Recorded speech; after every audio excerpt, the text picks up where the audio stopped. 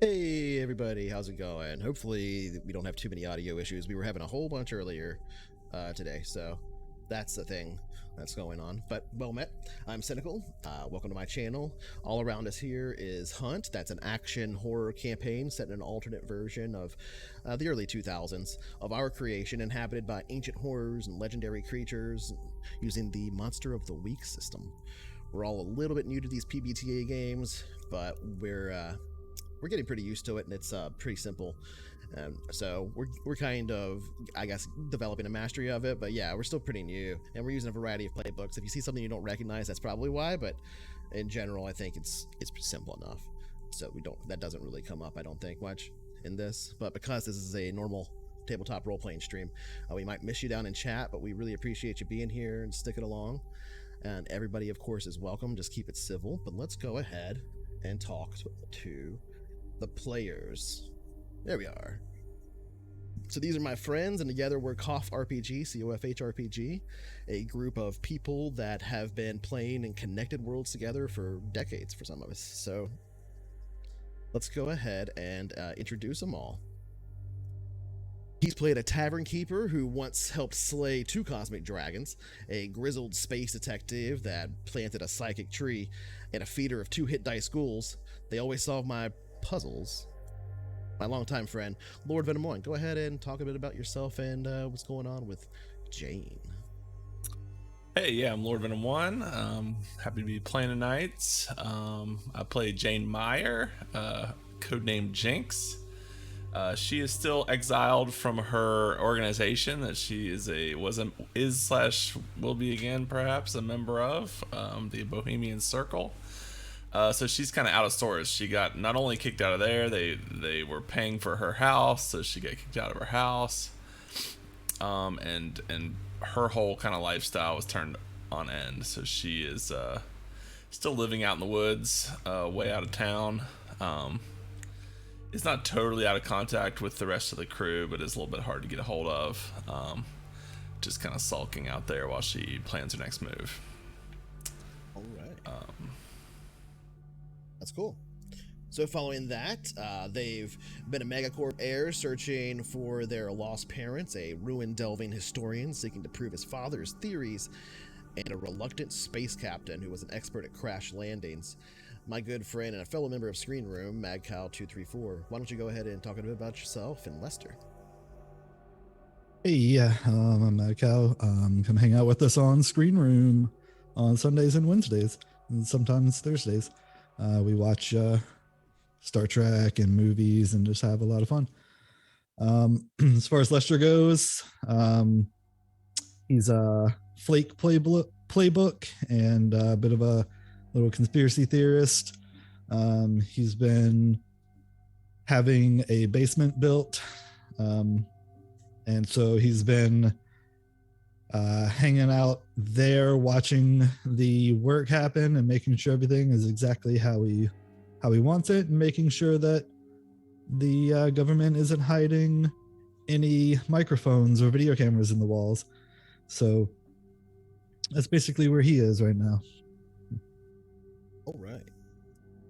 I do have another thing I need to address before we actually get into the game, so don't let me forget to do that. Because I do need to do it before we get into any time where rolling would happen. So yeah, don't let me forget.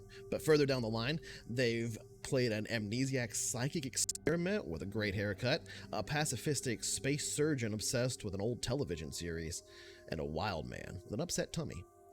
The first character he played was somebody else's. It's Society, or Society Streams if you're looking for him on Twitch. Also a fellow member of Screen Room and an independent streamer. Why don't you go ahead and talk a bit about yourself and Gideon? Yeah, what's up, everyone? You can catch me with these fools, and my own channel. But I'm playing Gideon Smoot, who I guess is currently adapting to the world behind the veil, and has been not only gaining experience monster hunting, but has been kind of enriching his knowledge on monsters and the whole scene behind it, thanks to his mentor, Mr. Jaeger Toten. So hopefully that knowledge will pay off for him, and he'll live to utilize his newfound skills. Awesome. Speaking of Jaeger Toten, they've played a traveling hedge wizard that sealed themselves away for a small eternity, an alien merchant engineer with an incompatible sleeping pattern, and a 3-foot tall homicidal former prisoner. One of my oldest friends and a moderator for this channel, CoFH RPG in general, and Screen Room community at large as well, Psycho Cough. Why don't you go ahead and talk a bit about yourself and Jaeger? Jaeger's his character. I didn't. Hi there. I'm Psycho. I'm a gamer, basically. Video games mostly, but also a little bit of tabletop RPGs, like D&D and Pathfinder. Jaeger is the character I play. He is an expert, and even though we were crushing it last game in that museum, like the dice were on fire, that's not very good for XP, and he's behind a little bit, so I'm looking to maybe fail some rolls tonight. Take a dive. What a game. What a great game. I love that. That's something I've never heard Psycho ever say that in any game. This is the only time he's ever said that. Oh, that's awesome. All right, and finally, he's not here, so we're not gonna go ahead and introduce him. But if he were here, and he might be later tonight, I don't know how I'm gonna handle that. Basically, Himdall, one of our players, is not here, but he might be showing up later tonight. He plays a character called Michael, and he's had an interesting time as of late. I'll save the rest of his introduction and stuff for him if he shows up, but he has a hard time during full moons, and it was a full moon recently. So let's go ahead and get to this week's episode of Hunt. And one of the things I like to mention about this week's episode of Hunt is that this will be our first mission that's kind of not centralized, and so we're going to see a few new kind of mechanics show up. So look forward to that in episode 7, Quarry, right after the intro.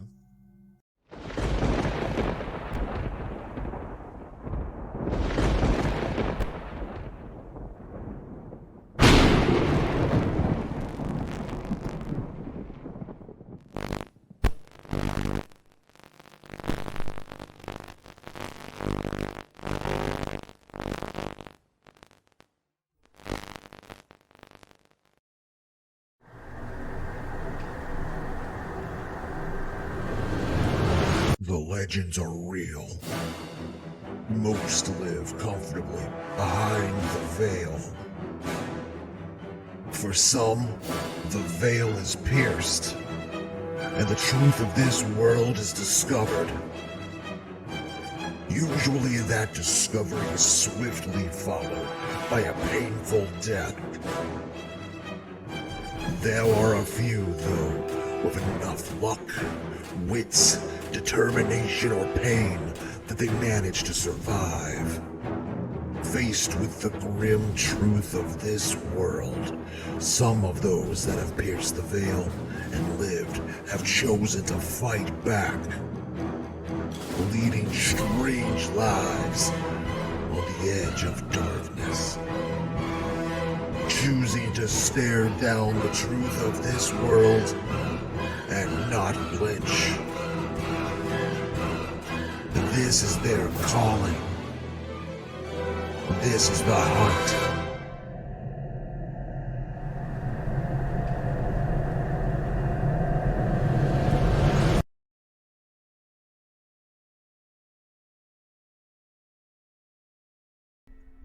All right, we're back.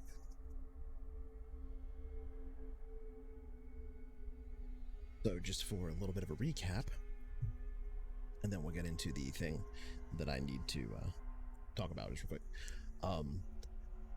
The hunters began to settle into new circumstances of their lives as we saw how they had been living, the different conditions that had arisen due to those circumstances.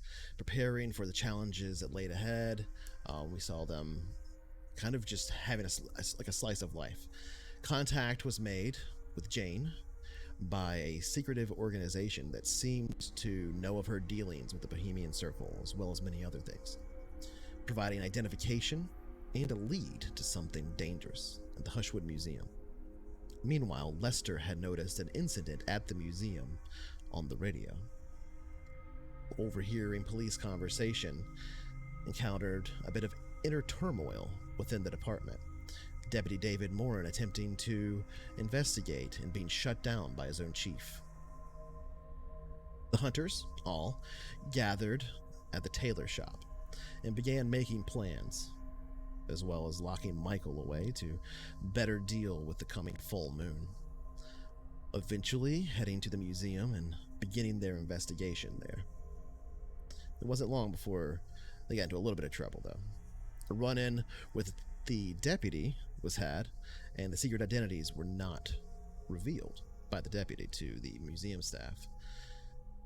But clandestine meetings between Lester and the deputy had begun, and the deputy covered the entrance of the museum while the hunters within completed their investigation, or attempted to. A trio of Mongolian death worms had been smuggled into Hushwood by one of the museum researchers, enabled by their benefactor. Clues were found that suggested the benefactor was the Bohemian Circle itself. Several more innocents suffered terrible deaths as the worms made the museum their new hunting ground. After nearly dying themselves and losing a few precious items, nunchucks, the hunters managed to slay the beasts and once again protect the people of Hushwood. Jane, not wanting to return to her camp, decided to stay the night with Lester and Gideon at their house. Upon arrival, she was met with an envelope containing $25,000 and congratulatory well wishes. We pick up a few weeks after that. But at this point, before we get into the episode, I want to mention that we had established at the end/beginning of last episode that the work on Lester's new place would be completed by this session. So we'll begin tonight's session centering around those circumstances. But before we move into anything that might involve roles, it should be noted that last time I was afforded a boon, and the way that we actually did that in Traveler, when we were playing Traveler, was that when I would get a boon, it would go to an NPC that would make a roll that you guys would choose. Hey, I want this guy to make, like Solomon, to make a roll with that boon, right? But it occurred to me, oh yeah, I don't ever do that in this game, right? I literally never do that in this game.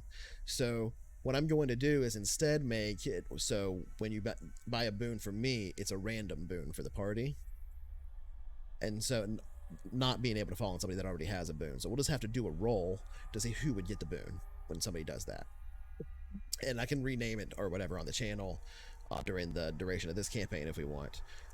But in certain campaigns, it'll be different things. It'll even be different dice in certain campaigns, right? If it's an only D20 system, it'll involve a D20, for example, not a D6. But, you know, the idea of the boon will have to adapt. So before we get into the actual moves and all that, let's have... maybe I'll roll it, actually, since it was afforded to me, to see which of you three get the boon. So Lester already has one, so it'll be a roll between Jane, Gideon, and Jaeger. So that'll just be 1, 2, Jane, 3, 4, Gideon, 5, 6, Jaeger. 3, 4. Let's go. Lucky 3.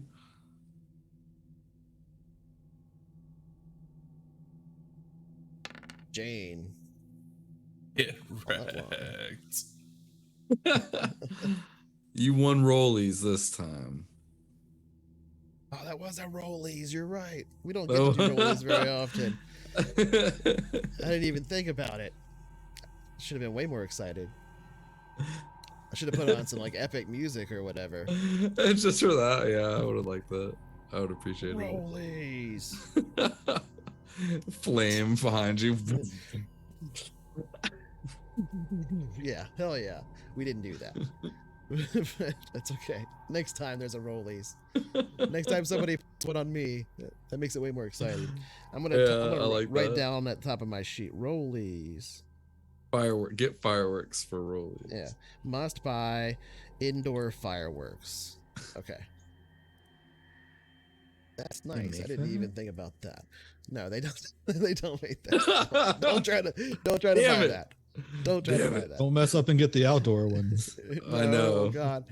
They look identical. They're not even in They look different the same. wrappers. It's fuck. Yeah. Nope.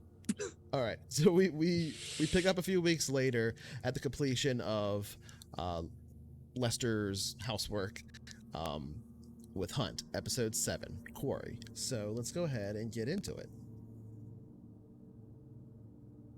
Boop, boop. Closing that down so I have a thing to take notes in while you guys do things I don't expect. Okay. So you guys first mentioned you wanted to have a little scene outside. So we'll pick up with our camera now at night. 2 in the morning. This would be a few weeks later. Let's say the date would be, because it does matter for our game.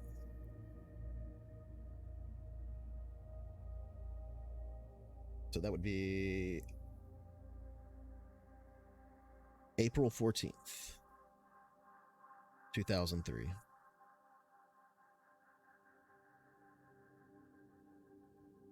Oh.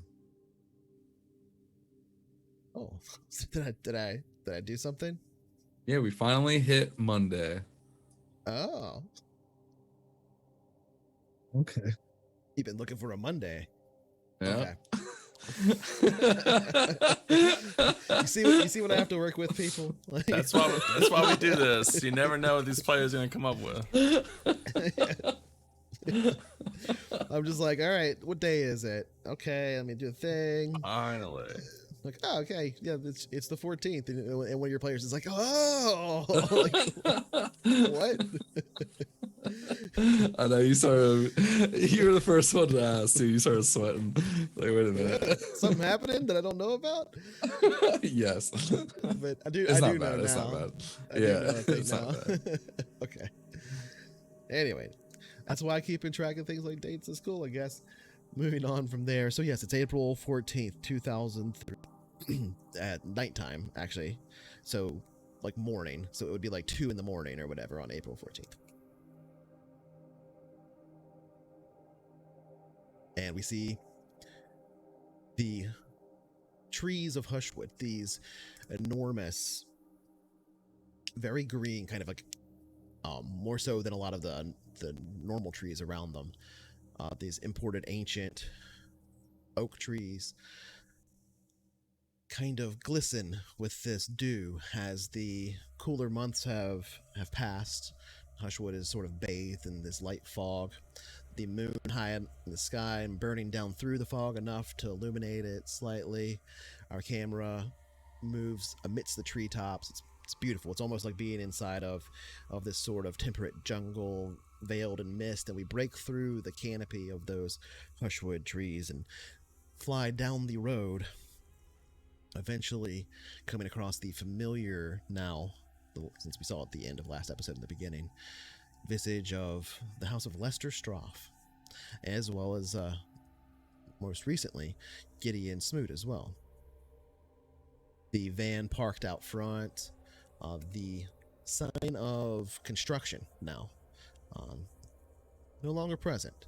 There's it still looks a little bit messy, I would assume, like they've been moving things around outside, but all of the large bins and the trucks, the cement truck, all of the things that might suggest that heavy construction work is happening there are now absent.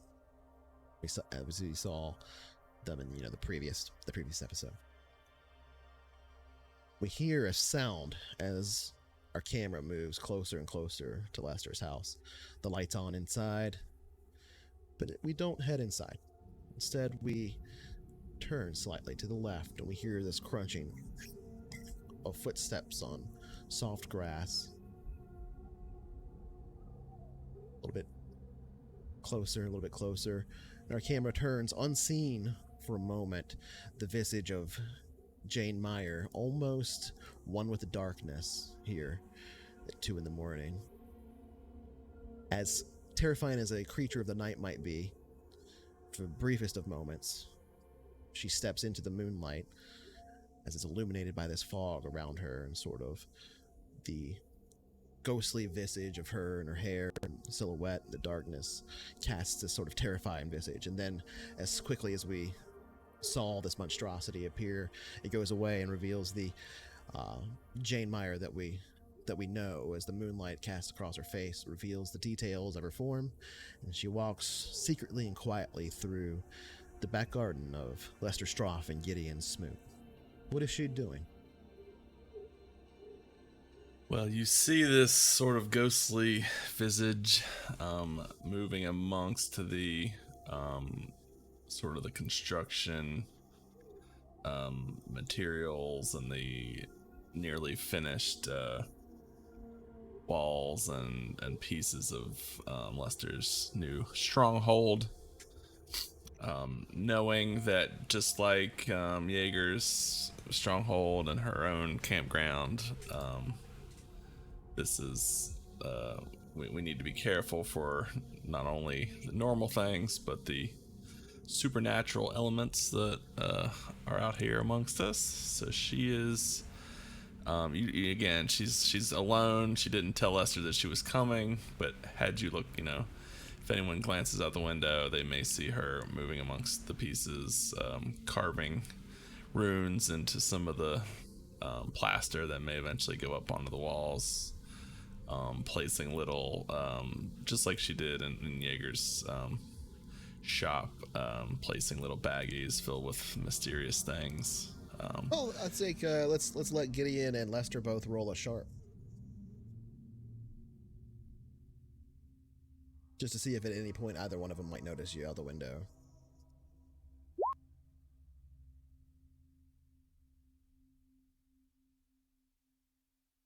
Did it roll through? Let me see.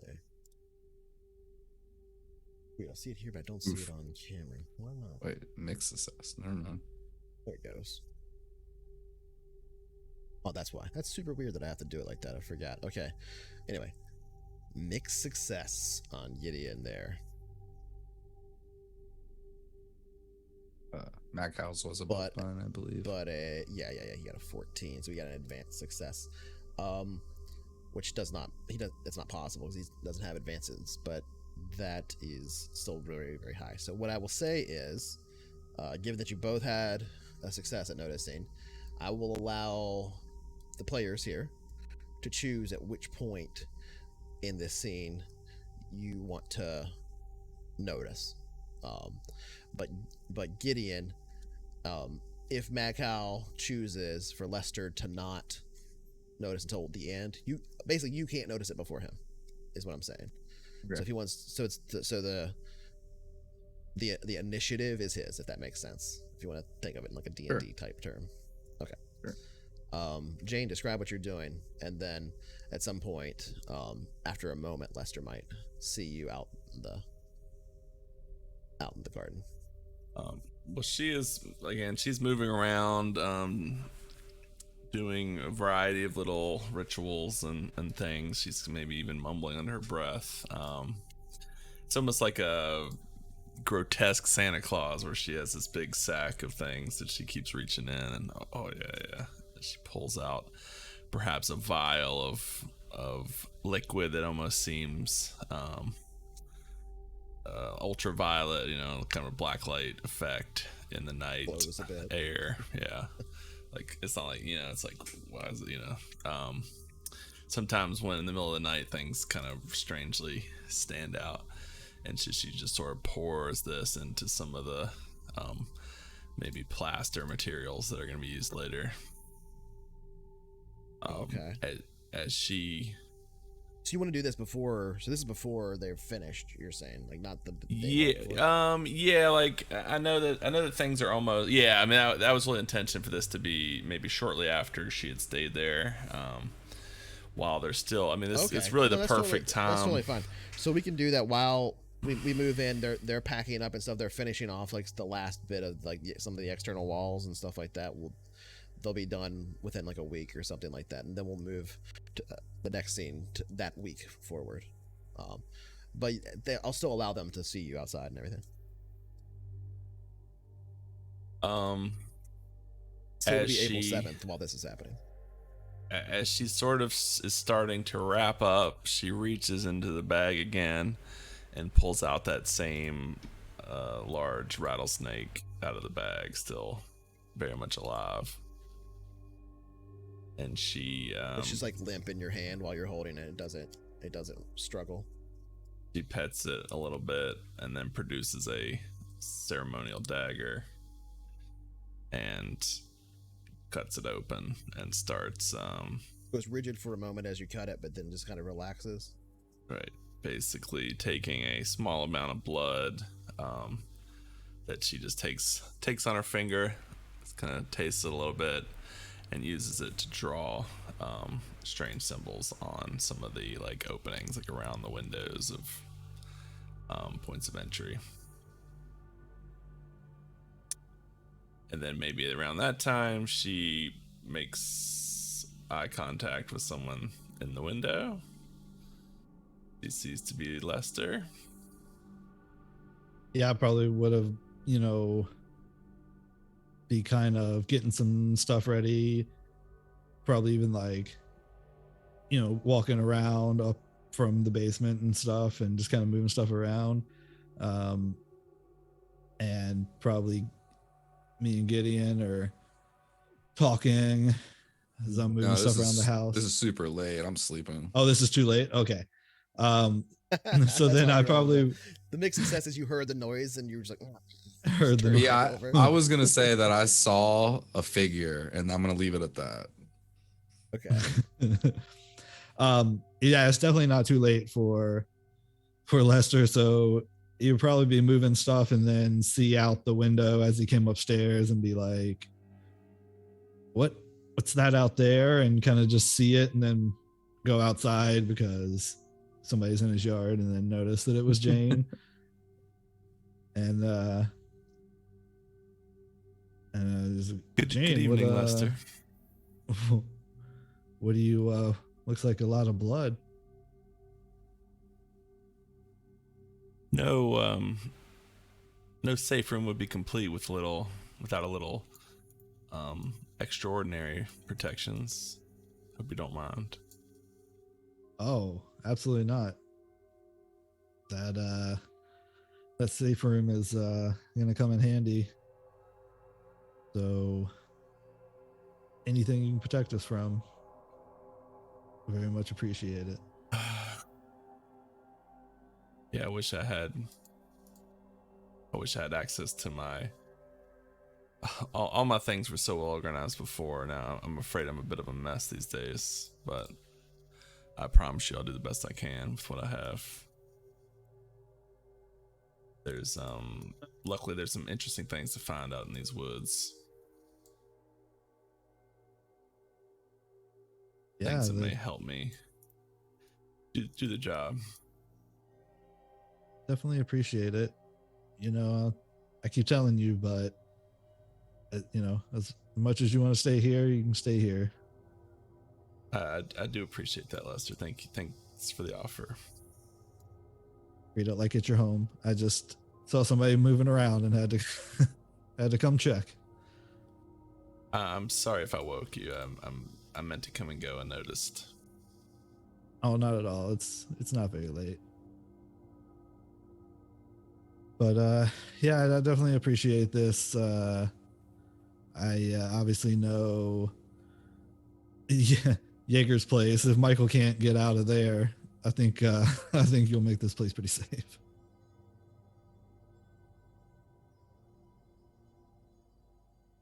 Yeah, I think things have been quiet since the mess at the museum. I guess we'll see how long things stay that way.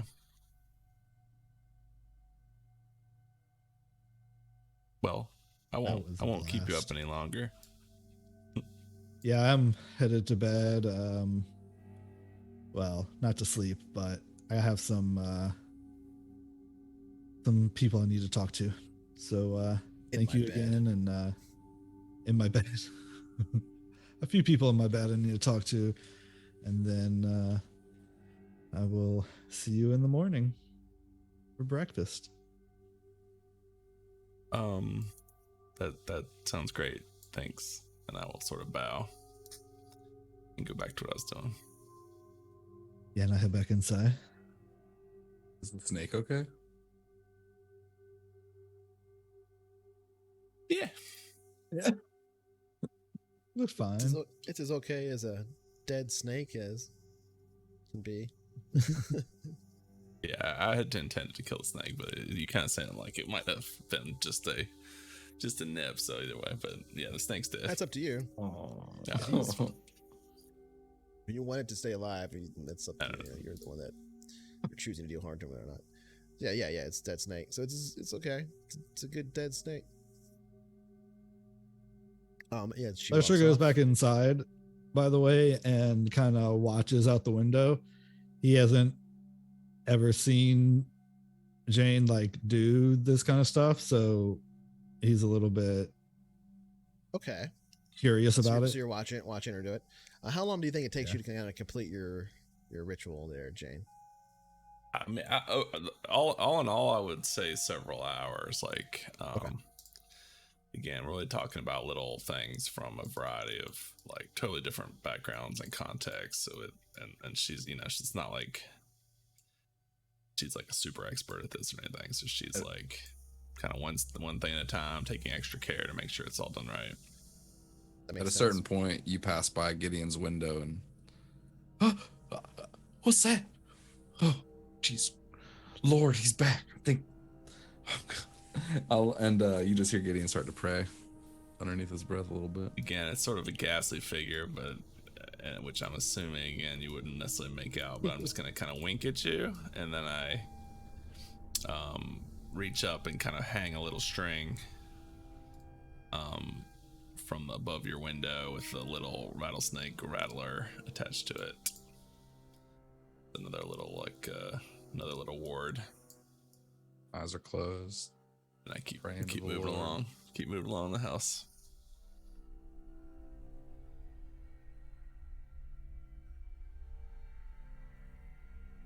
It's quiet. The fog of the night kind of settling as you round your way around the house. Before I say anything else, thanks for the follow there. Piano, impact of object, text guy, all these was it text pack? Appreciate all the follows. Plummo buff. Appreciate the follows. So the fog of the night kind of settles around as you continue, and it takes maybe like a little bit of time, I would say, Lester, before you kind of see her do anything that is sort of like recognizable in any kind of context to be like, oh, okay, I've heard her speak about something the way like magics work or something, so she's doing some kind of ritual, like all that. She's going to 5 different points or whatever because she has to protect the 5 corners, which is actual voodoo thing and all that stuff. So like all these little things like that, and you're kind of noticing, but it takes you kind of a bit to see. It's not like you can immediately tell what she's doing. In some cases you can't at all. But I would like, since you're watching her as she's concentrating on this, there's 2 things I'd like you both to make a roll, but I would like first I need Jane to make the roll because it will determine what I'm going to ask you to do, Lester. So Jane, can you do a use magic, please?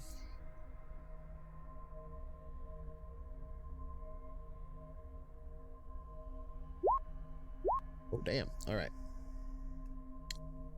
So, so Lester, can you read a bad situation then? Oh, can I? He can't because there isn't one. I can read a good situation. and roll away. Also a 12. Okay, wow, geez. A lot of high rolls tonight so far. Gonna Nobody's wake up getting XP. pretty early to get one past us. Okay, so Lester, you watch her doing this for a while, and as I said, it takes a bit to kind of reveal, like, oh, I see that she's doing the 5 points thing, all this stuff. And there's this sort of like at the completion of one of the stages point where she smears some blood down or something, and there's this sort of kind of like burst of like very hard to notice sort of shadow behind her. Like her shadow like kind of grew for a second, right, as it was cast by the sort of very ambient moonlight here in the fog.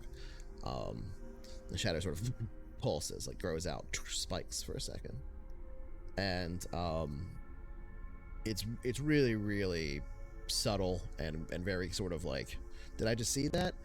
But then when you look back behind her, you can see as her shadow stretches out into the fog, the curve of it bends, and as you kind of look at that curve, you can see that it sort of forms in the way that it bends around the objects there, the fence, the road itself, maybe up against a tree.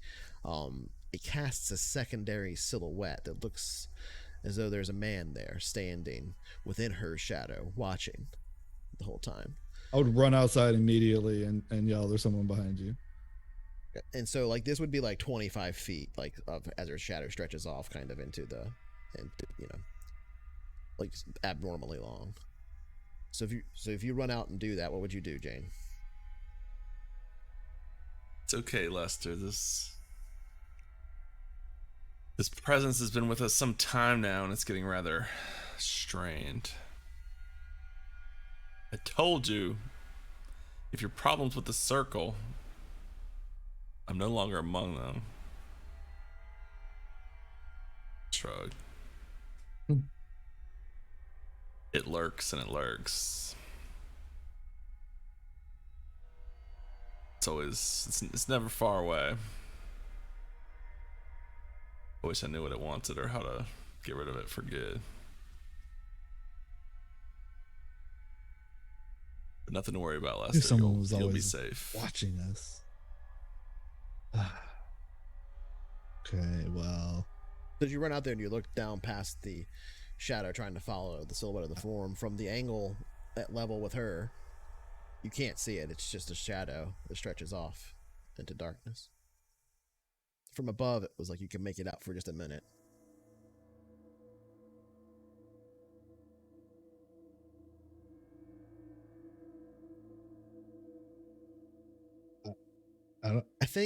Can I get you to, sorry,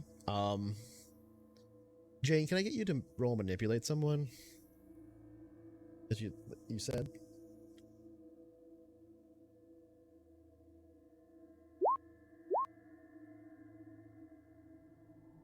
Okay.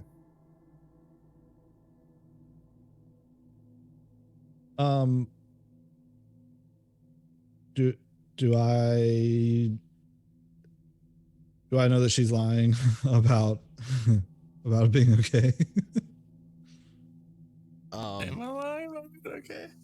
Well, that's the question, I guess. So that is the thing, right? Like, people can not know they're lying about things too. So the thing that you have for the record, Jane is scared about it, and is more scared now that the circle doesn't, can't help protect her against it. So yeah, she is lying. So what I'm saying, it's not a truth detector, right? But it's more like a belief detector, and so, right. Yeah. Right.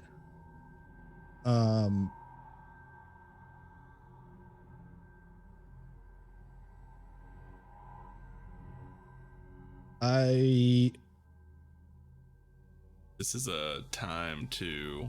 There's this on our character sheets. Haven't been sure where it came from, but there's this keep a secret thing. Do you guys have that?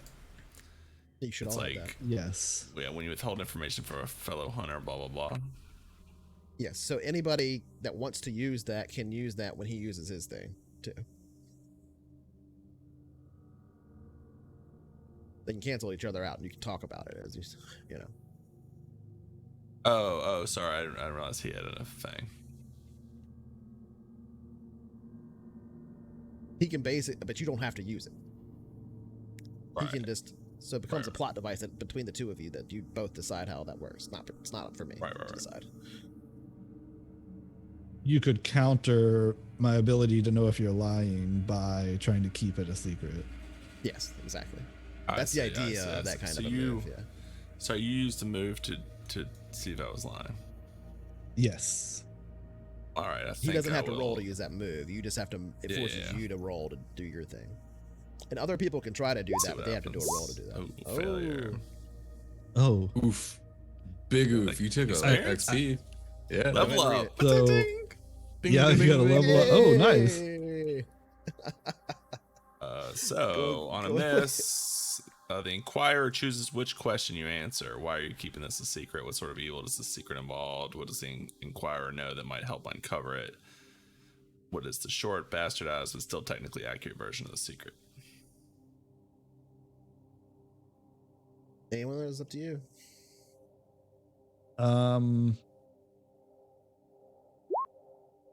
Yeah, okay. I'm gonna okay, Lester's gonna say like I feel like you're keeping something from me. You know, I want to help you with anything. So feel you should tell me what's going on. Lester, this isn't.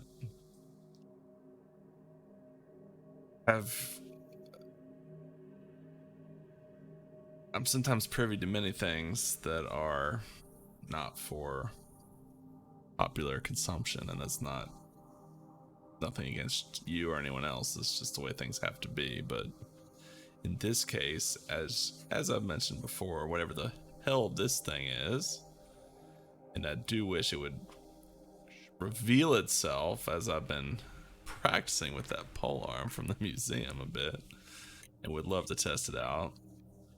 This thing has been following us for months ago, ever since that day you guys picked me up in the graveyard. I may or may not have, in my activities for the circle, I'll say, it was when this thing really latched on, but as always, the damn circle it kept me in the dark as well. So exactly what I was doing and why and how that interacts with this thing, I have no idea. The secret is only that I am nervous about whatever the hell this thing is, frankly. The circle was certainly scared of it, and they really couldn't help me with it, but for the fact that the circle has now exiled me, I am nervous about what this thing may do and what it wants. That's all, really. It's a bit out of my wheelhouse there, but if there's any kind of non-mystical things I can do to help, you let me know.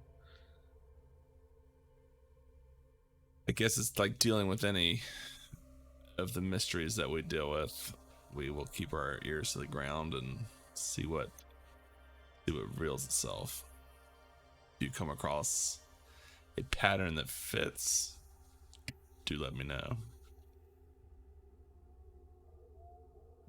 I will keep an eye out for you and keep my eyes open when I'm talking to people. Keep my ears open when I'm talking to people. I don't know. This is new to me.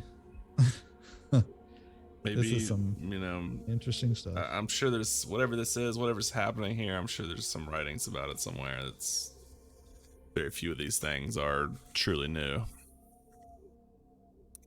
So perhaps with all of our resources, we can figure something out.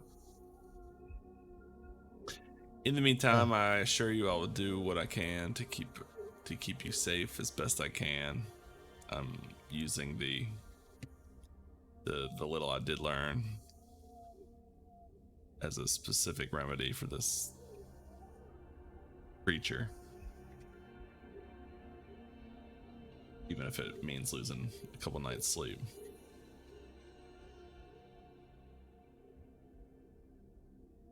Yeah, wow. I mean, I've seen a lot, but I've never been friends with someone that had another being attached to them in a mysterious vapor way. Another day with y'all. I'm just going to turn around and head back inside. Okay. Have a good night, Lester. Lester walks back inside the house. Jane, you continue your rituals for about another 30 minutes or so before you complete them. And then Keep one eye on my Bectic Carbon, which is the pole arm I took. I have it over near my bag. The what? give me a picture of that A thing. Bectic Corbin. All right, I'll work on that. We don't have to have it on stream. It's like now. Sounds delicious. It's like a pole arm, so it's like a spear, but it has like a hammer and a hook. It's kind of like Oh, a okay. lucerne. I know what it is. Yeah. He's primarily at the Very beak, cool. so it's kind of like a hook. It's kind of like a point at a right angle on the end of a pole that you kind of just like whack shit with. And it's really just flavor. It's really got the same kind of stats as other weapons Yeah. that I'll never actually remember to have handy when I need them. Like your armor. Like my stupid armor. He's just carrying it around this whole time. You had it last time. You brought it with you last time and stuff. You brought it with I him. brought it, but I just, You there put it on, never but you seems brought it. like there's that moment to be like, obviously I've got my suit of Yeah, plate you gotta mail make the on. moment. You gotta be like, you gotta make the weird moment to do it. Believe me, I'm watching for Hang it. back, crew. Give me All 20 right, minutes. so you check your rear basically as you're leaving and all of that, and during the rituals and stuff. What do you do when you're completed? I would say maybe maybe due to the distractions, it did take a little bit longer. And Lester mentioned breakfast, so I might just sit on the stoop outside his house and wait for sunrise. Okay. So that was on the 7th of April. So sunrise comes, and eventually Gideon wakes up probably before Lester does, after Lester's gone to bed. And we see Jane probably meet Gideon at the door as our camera pulls away, and they walk inside, and we hear, friendly well wishes from them and stuff as they begin a kind of another slice of life day. But our camera doesn't follow into that moment. Instead, our camera Morning, moves Miss Meyer. up and away, back towards, where we will see in just a moment. Time moving forward and forward. Sun, moon. A week passing by as our camera passes through the forest here. Where are you staying a week later? Technically it would be the 13th, but like into the night of which will be morning of the 14th. Where are you staying, Jane? I am staying out in the woods, but Okay.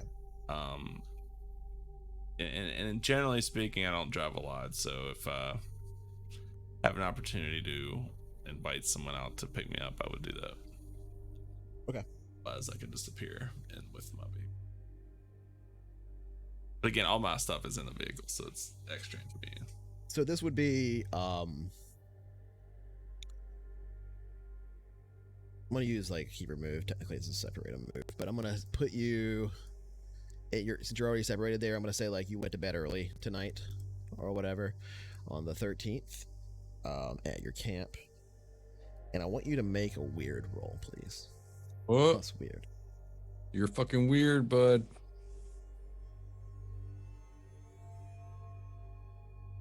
Oh yeah, you're weird as Holy shit. Shit balls. Oh my Some God. people walk by and say, "This fucking weirdo doesn't belong here." Okay, so this fucking weirdo. Make Hutchwood weird. Keep Yeah, Hutchwood weird. I got a bumper sticker now. It's probably Keep the Hutchwood. weirdest little city. All right.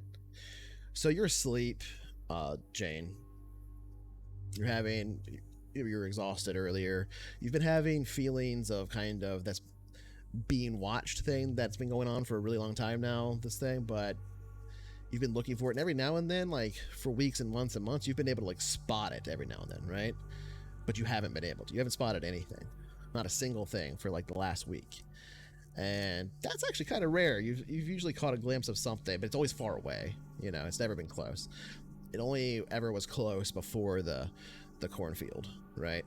After the cornfield, it was never able to be close again, it seemed like. But you were always catching glimpses, and you haven't for a week.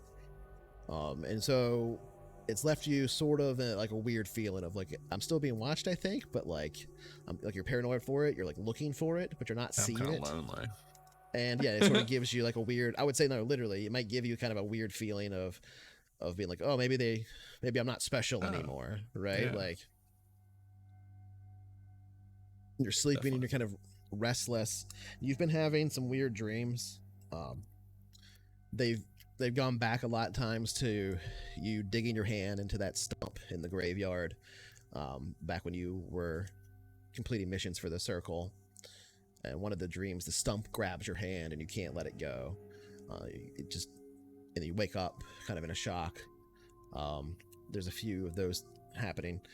That graveyard becomes familiar territory, but eventually it goes into the sort of strange mysticism of dreamland, where the graveyard is the house you grew up in, and the house you lived in before is the graveyard's yard, and like you're just kind of getting all of this mixed up in your head, which doesn't make sense, right? But you're in a dream, and that's been happening a whole lot. There's been these feelings of like waking up feeling abandoned, waking up feeling rejected and unimportant, and a few times where you like even catch yourself hopefully looking to the shadows at the window, hoping to see maybe they are still watching me, maybe something's watching me, am I still important? But time and time again, nothing's there. And on the 13th, you go to bed early. You haven't been getting good sleep recently for obvious reasons. You quickly fall once more into an ever-deepening dreamscape. This one, a little bit more visceral and real feeling. It's almost as though you can feel the touch of the soil beneath your feet, which are bare. The soil itself soft, loamy, dark, very, very, very almost black. The soil, it's so rich as you look down into the field of potatoes that you walk through, your hands digging down into a small basket next to you, lined with cloth, brown from the dirt. As you pull potatoes out of the earth, and free them, and plant them into your basket. Large ones. Oh, that's a cool picture of it. Yeah, that's what I was thinking. Stepping through this field, the feeling of cool earth between your toes. It's evening. Beautiful, relaxing. You look around the space and it's reminiscent of this graveyard that you dug in. It's also reminiscent of there's a little church in the background that looks like the old house you had when the circle was paying for your living expenses here. There's a strangeness to the shadows. The moon in the position it currently is in the sky, as well as the sun still in that position, doesn't make sense. It couldn't happen. The shadows don't follow the bend of either light source. And you feel as though it might be a dream, but for some reason it feels more real than even sometimes the last week has. There's a sort of a yearning that calls out. And you continue digging these potatoes up in this strange graveyard-like field, planting them in your basket and stepping through the space. You see in the distance this man. kind of a long coat on him, reminiscent of what you might expect to see in like the 17th century or so.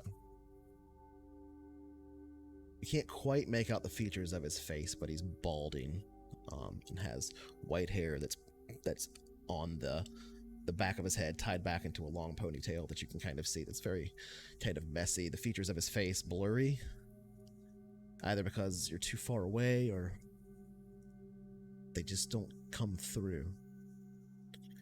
And you continue digging these potatoes up and looking up at him every now and then. He seems to step towards you, get closer every time you look up, but you don't see him ever move.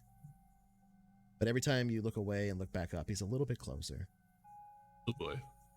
The shadows seem to bend towards him a bit, eventually getting to the edge of your potato field, where he just holds his finger out at you, pointing. His mouth agape, his eyes black, solid, empty sockets. You, in shock, look at this and hear this sound of babies crying, squirming and gurgling, like 1,000 puppies drowning. And you look down and you feel the potatoes squirming in your hands, crying out in pain. Strange, fleshy bits dripping from them. You look down and try to scream, and as you do, your throat catches and soil, black and crimson, stained with blood, spills from your throat, and you cannot breathe. And you snap to being awake. It is now the morning of April 14th, 2003.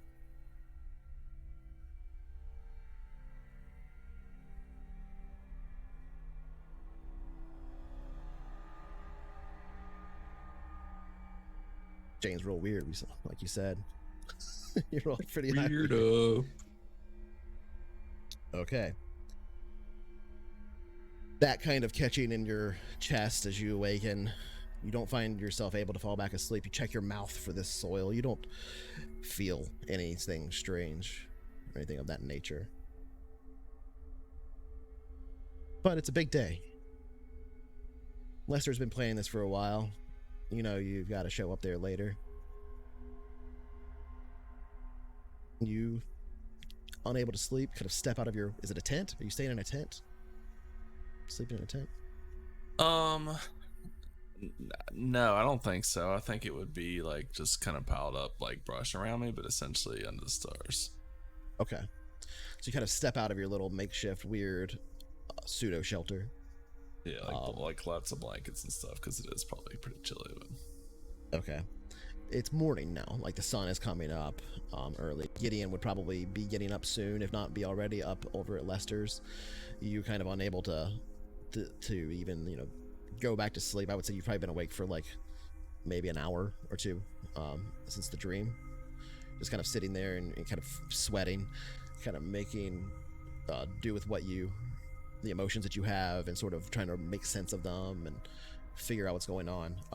But as the sun kind of rises and peeks its way through the brush of your pseudo shelter, you step out from it, and there's a gentleman there. Oh. He's just standing there against a tree, one leg propped up against it, his foot casually against the tree, toothpick in his mouth, a hat on his head, gray suit, slim fitting, pinstripes. It looks a little bit out of date, like a suit from the 20s or something like that. Not like a zoot suit, but like a well-fitted suit with a very kind of retro styling to it. The gentleman himself has a long, kind of silvery beard that goes down to about the center of his chest. You can think of it like a Santa Claus beard, but like more of like a Viking version of like that kind of thing, like a braided corners, and he seems, the best way I could put it would be extremely clean, like he just walked out of the dry cleaners with his suit. Like he's stepping here through the woods, and you didn't hear him approach or anything like that. So either he's been there for like the hour that you were kind of just sitting in the shelter, or or he's just super, super quiet or something. It's hard for you to know. He's about 10 feet away from where your camp is, not like inside of your camp, not like still kind of giving you your bubble, if that makes sense. But he is sort of at the path that would step out into the kind of main campgrounds that is sort of, you're on the back end of, right? Like all away from the campgrounds themselves, like off into the woods. But he's sort of like in between where your camp would be and the path to get back down to the parking lot place that we had talked about previously and all of that. And he just is leaning there against the tree, toothpick in his mouth, hat on his head. He looks over at you when you poke your head out. You can see now in the rising sun, the fog clearing a bit, though it still kind of hangs in the air. The temperature warming up. There's this like sort of breath that you can see coming from him as he stands there, these very, very bright blue eyes. He stands pretty tall, about 6.5 feet tall, maybe a little bit more. It's hard to know because of how he leans against this tree. He doesn't say anything. He just looks over at you as you step your way out of your shelter. What do you do? Throw a rock.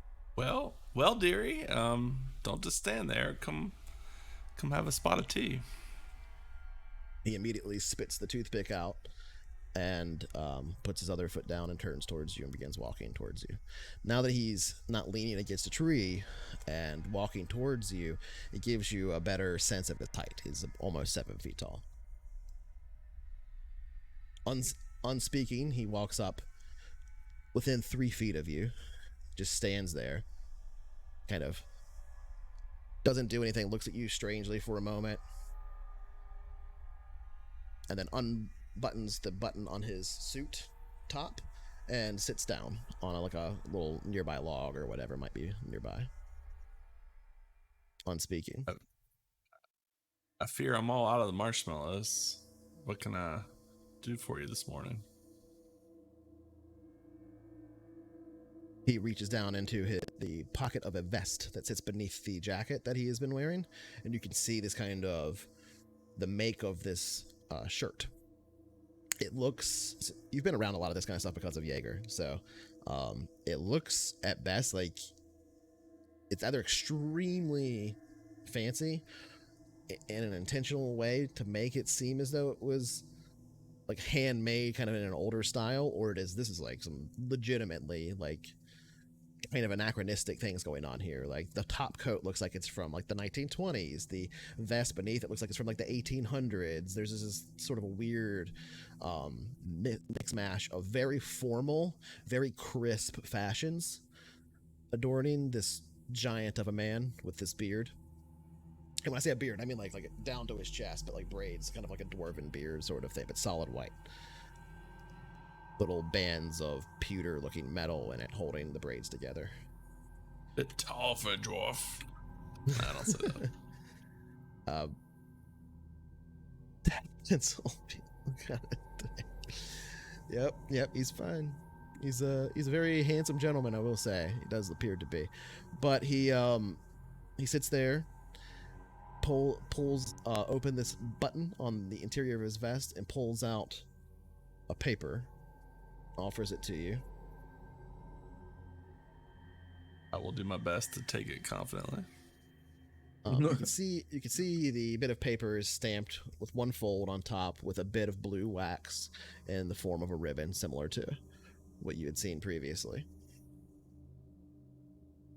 As he holds it there, you go to take it from him, and as you do, he pulls it back from you, not allowing you to take it, and just says, "Where's the tea?" My gentleman caller speaks. Tea will be coming right up. He tucks it back into his pocket.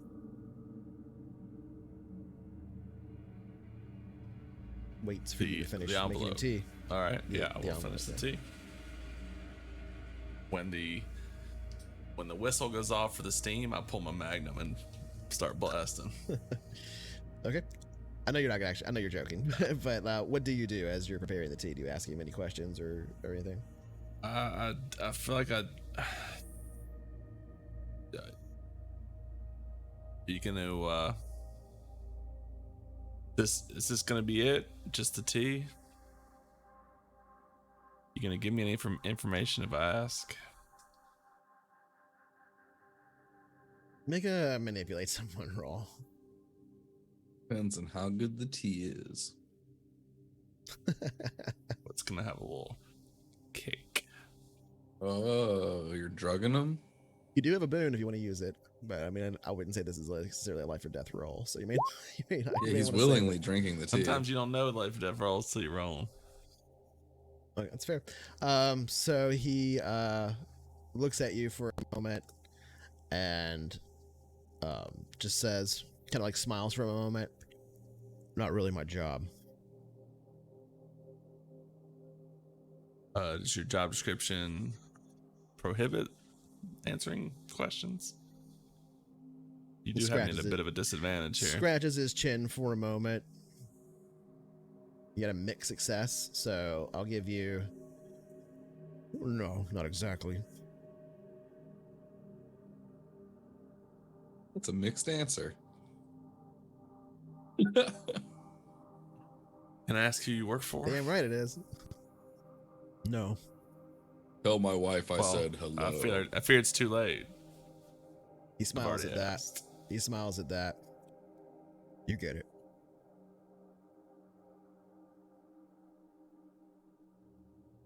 And do you have a name?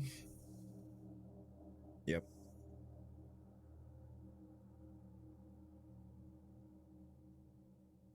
Why don't you just tell me the tall guy? The tall guy.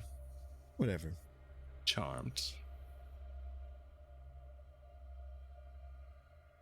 Real name's little harder to pronounce.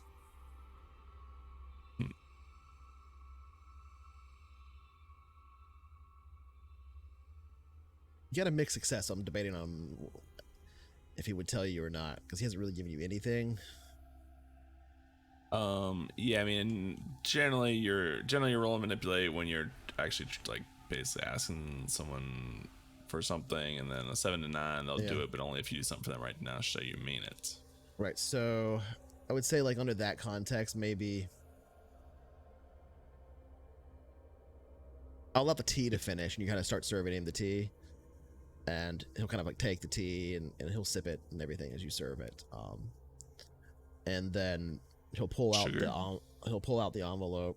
No, he'll pull out the envelope and hand it to you, but not get up and leave. He just kind of sit there while you sort of go over it and read it. I will do one of those, like, kind of bring up the envelope, like not like take the envelope and still keep watching him, and then kind of like bring it up so I can sort of keep him in my vision as I'm reading this. He's not making eye contact with you. He's not like watching you doing it. It seems like most of his attention is on the teacup.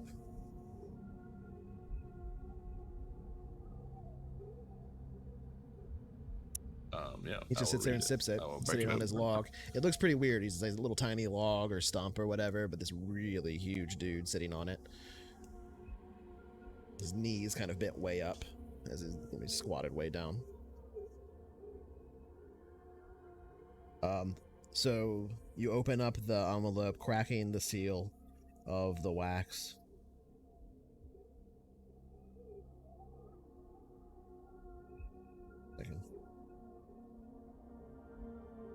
Inside you find another $3,000, first of all.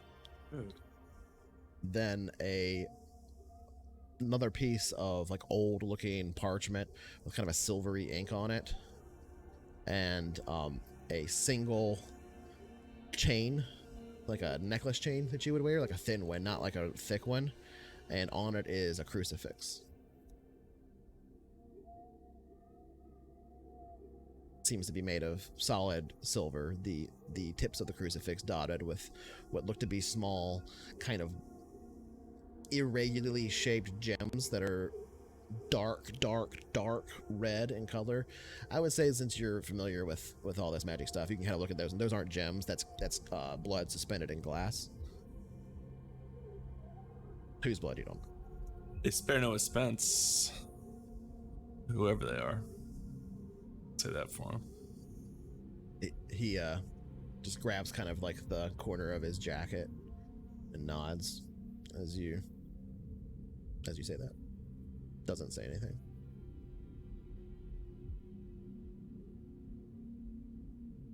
Finishes the tea, little tiny cup in his hand. Hands it back over to you in the saucer. Thanks for the tea.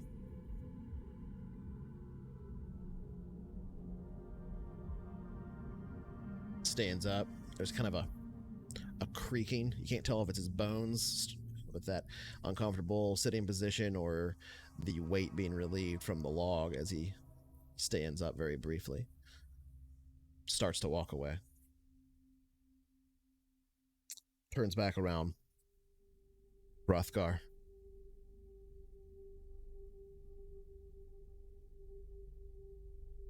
Mr. Lofgar? Nope. Told you it was harder to say. Well, whatever it is, appreciate that. I'm sure I'll see you around.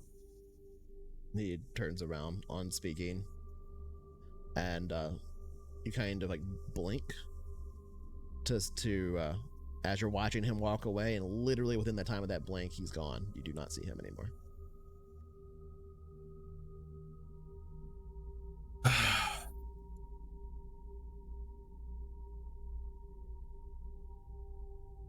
I go, basically go into a bit of a activity to go around the campsite and kind of check any wards or things that I had in place and just see Okay. if they had been disturbed or... I'm not gonna make you roll this because of the specific wording of what you said. None of your words are disturbed. Not a single one that you see. You go to every single one of them. You remember where you put them. You do this all the time. Yeah. None of them are disturbed. There are new wards though, right next to them. You put mirrors next to your lasers. Essentially completely different ones. You don't really even, I would say, recognize all of what's going on with these magics. Some of them are like pretty alien to you. Some of them are familiar too, but it's nothing you learn in the circle kind of stuff.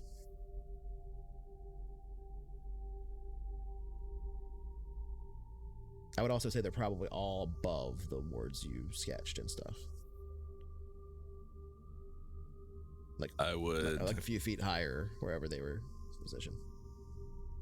I would sigh, go back to the fire, kind of get it, put on some new wood, sip some tea, and then after a while of reflecting, I would reach into a pouch, produce a handful of... You said you were just sipping tea there for a minute, Yeah. putting it away? Mm-hmm. Okay.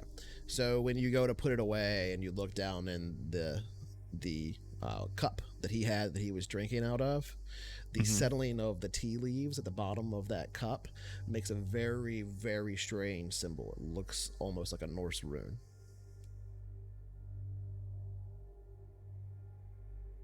I will make certainly a mental note of that.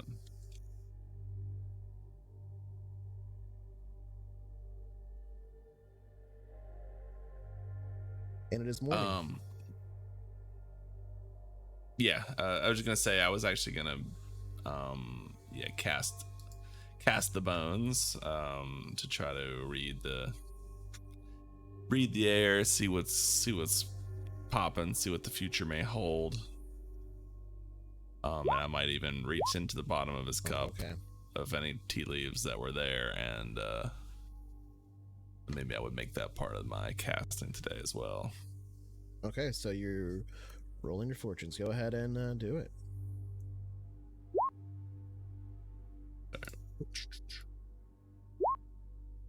Ooh, failure. Good and bad. So I get bad information. Bad information, and the keeper decides how that affects you. But the keeper will definitely go easy on you. That's what it says. Does not say that. Quite the contrary. I just read the rules. I don't make the rules. Okay. Bad information. Okay, I know what I'm gonna do with that. I'm gonna save that for a hard move later.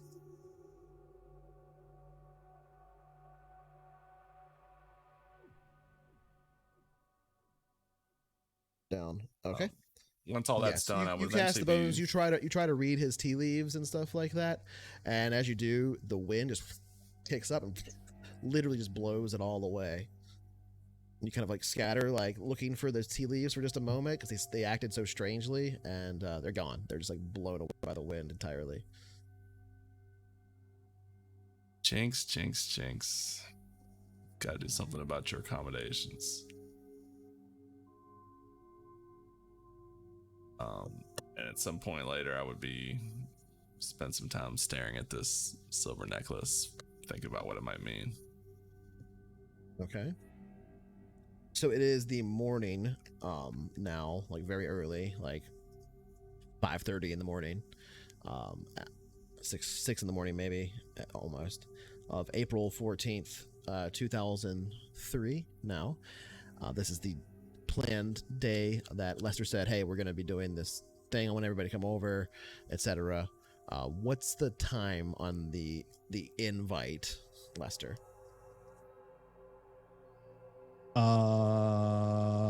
10 a.m. Okay. Sounds good. So before we cut to 10 a.m., is there anything that anybody else wants to jump in and have any scenes for? Or Jane, did you want to do anything with the necklace before or anything? Because you were talking about that. Otherwise, we'll cut to 10 a.m. I would just, at some point, I would just text people, say, oh, lost track of time. Some asshole ruined my morning. Can I get a lift to Lester?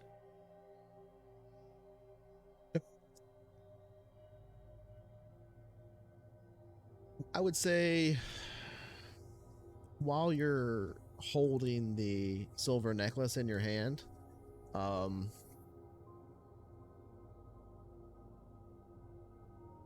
my audio just cut out. I hope everything's okay. Sound good? Yeah. I would say while you're holding the silver necklace in your hand, you get that there's a sort of a weird feeling. There's always been that kind of like beneath the surface sort of anger that was a little bit harder to push down, but it's kind of overshadowed by a little bit of the depressions you've been feeling recently, and this sort of fear of missing out and all these emotions you've been encountering recently because of your circumstances. But ever since the cornfield, there was always this sort of like weird anger, right? And it kind of never went away, but it never really like manifested. And you do sort of feel like while you're holding that silver in your hand, that it's sort of like it's easier for that to not be present, essentially. But you feel kind of a diminished connection to that sort of power that you had tapped into as well. If that makes sense. I'm not going to give you anything more than that mechanically. Sure.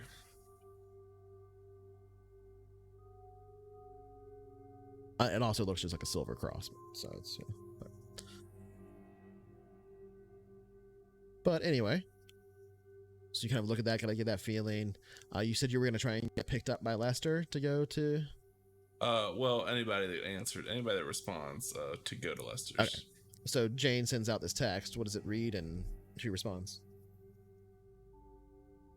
It's basically some asshole ruined my morning. Can I get a lift? And Jaeger would respond that, yeah, he'd pick you up. Okay. So a bit of time passes. Probably takes Jaeger about 15-20 minutes to get out there to you, and then like another 15 minutes or so to drive you from there to where Lester and Gideon live currently. So probably, if that was all playing out like around 6 in the morning, I would say you can get to Lester's by 7 if you want to. but considering that the invite or whatever wasn't until 10, if you want to wait some, you can. But if it's fine with you, then I would say you show up, like Jaeger shows up probably 6:30 or so, and then you I would say sorry, I was saying I sort of wasted the morning, like with all this, like I understand between the tea and like. So then like, we'll just say it's like thinking 9 everything. a.m. We'll say it's like 9 a.m. then when you text them, and so yeah, then you would arrive at their house probably around 9:45 or so. At that point. On the way, Jaeger would stop at like a convenience store or something and pick up med kits, just to stash extras in his car. Okay. So you stop by a store on the way, pick up a few med kits, probably from one of the camping supply places. And so yeah, you arrive around 10 a.m. then, as you pull into the driveway, now devoid of all this construction equipment.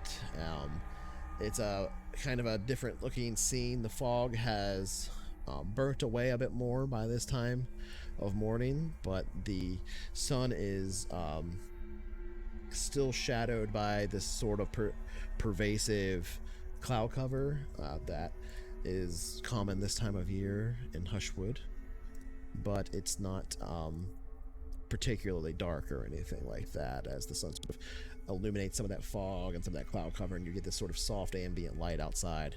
The temperature now kind of warmed up. There's sort of a feeling of dampness in the air. What does the front of your place look like here this morning at 10 a.m., Lester?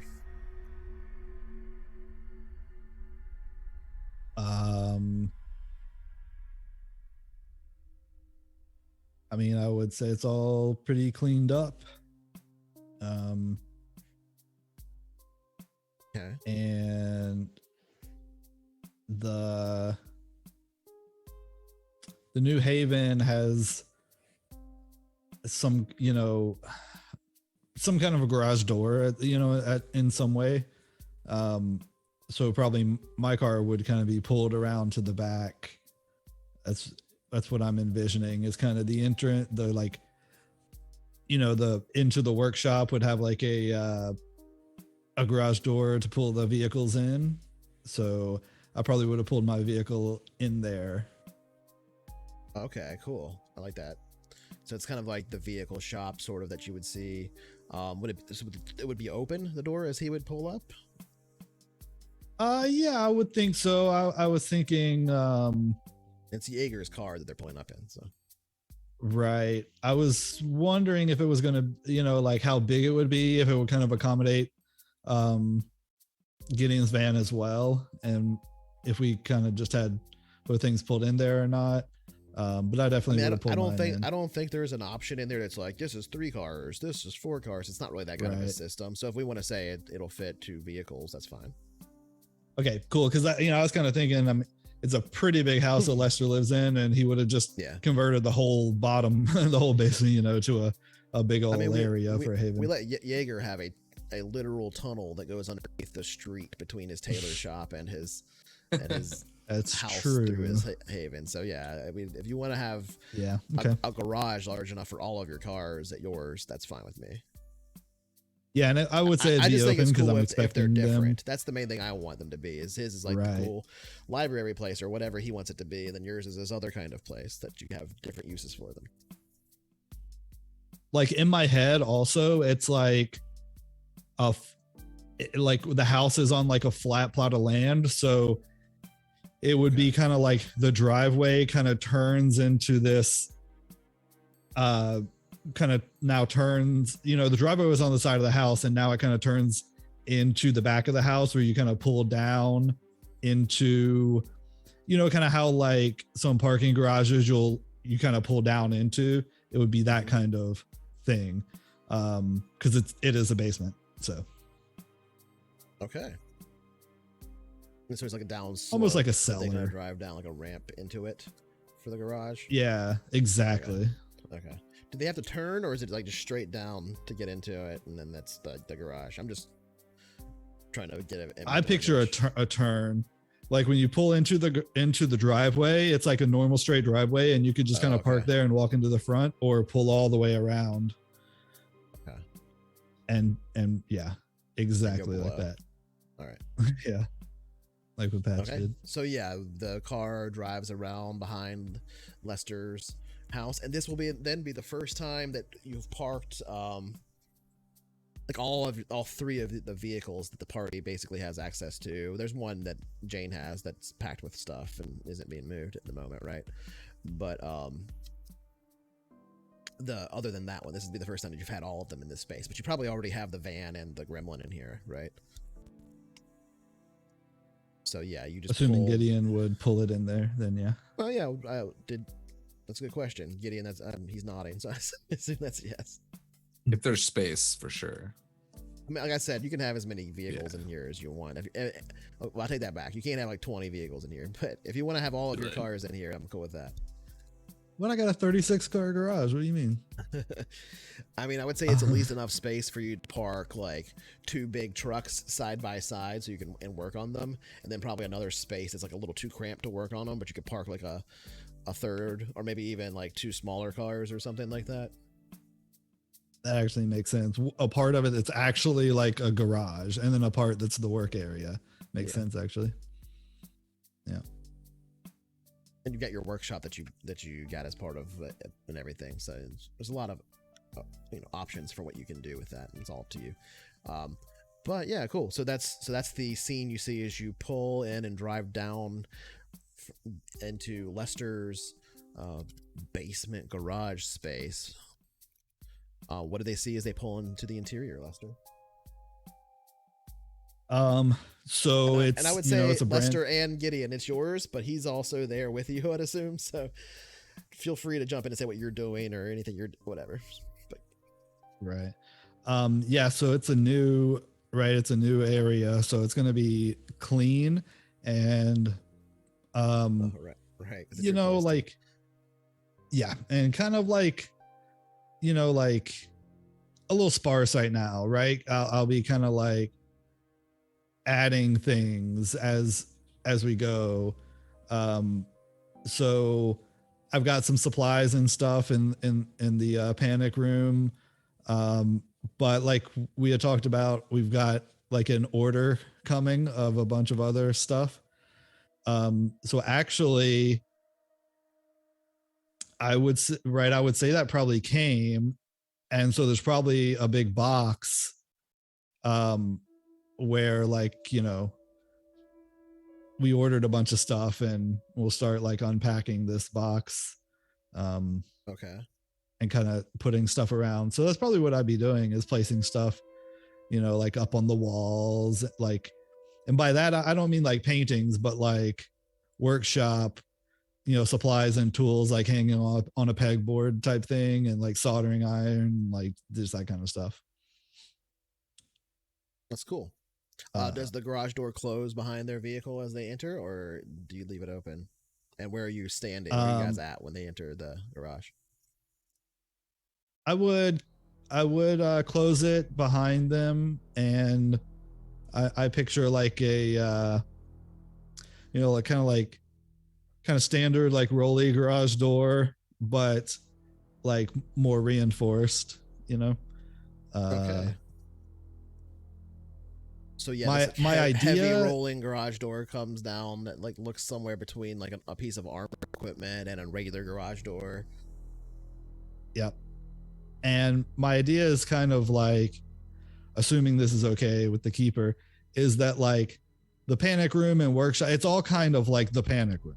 It's just, the idea is that it just can be shut, like, you can like close the gates, and it's like, the workshop kind of is the panic room. Yeah, the whole of the basement kind of is, instead of there being like a panic room in the corner, just kind of like, like Lester would have like for the place at large. I see what you're saying. Right. Yeah, I mean, there's kind of like I don't think that's any particular. I mean, the context of this game is like it's all narrative anyway, so I mean, I don't have a problem with that as long as everybody else is cool with it. And yeah, so there'll probably be like literally a big red button that you could like hit that button, and it would kind of lock down the whole, area, the whole basement. Okay, yeah, so the basement becomes the panic room or whatever. Cement shutters, that kind of a thing, close up. All of these you would notice now have like runes and things on them, wards that have been placed by Jane a week earlier, that kind of would mostly activate like when you would go into that mode, I would say. Kind of like a panic room on 2 levels, because it's a game where monsters and ghosts are real.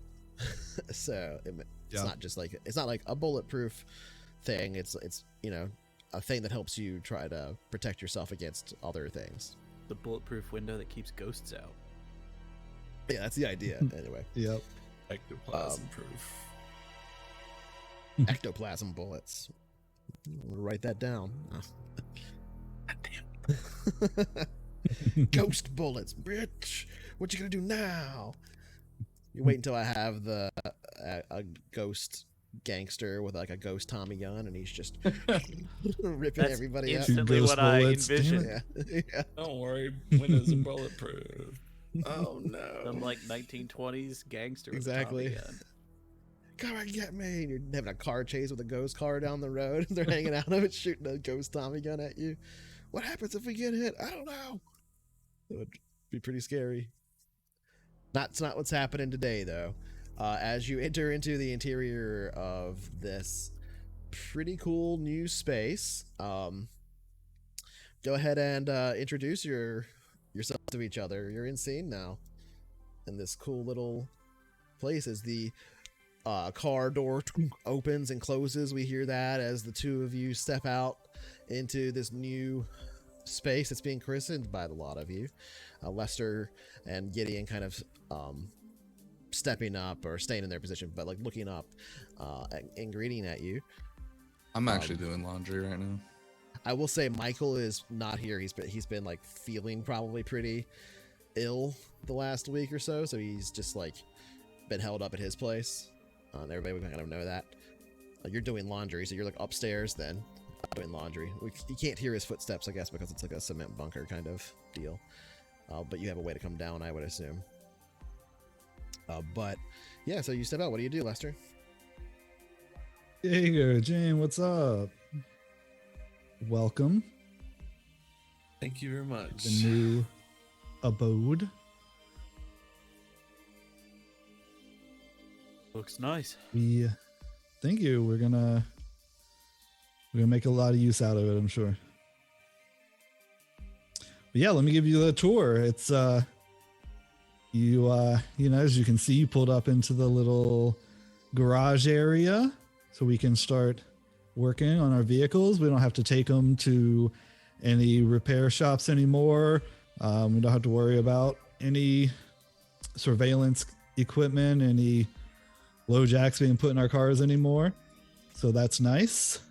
Unless we want. We got, oh, definitely. See, there's gonna be, yeah, just wait. I have plans for Gideon's van. We're gonna have a nice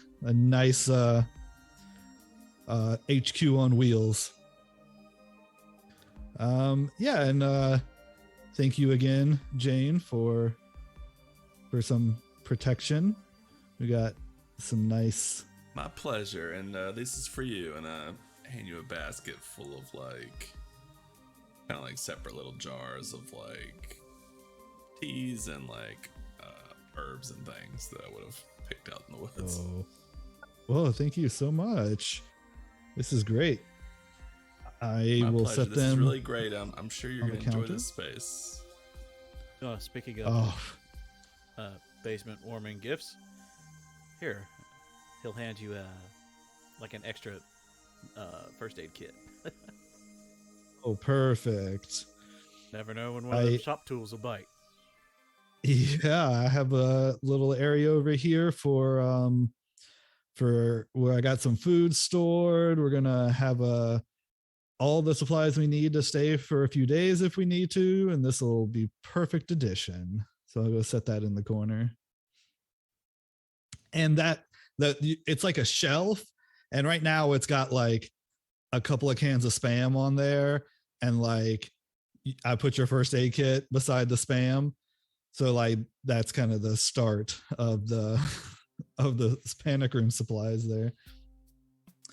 Yeah, I need to get some stuff for here, but the workshop area is all full of tools and everything and ready to go.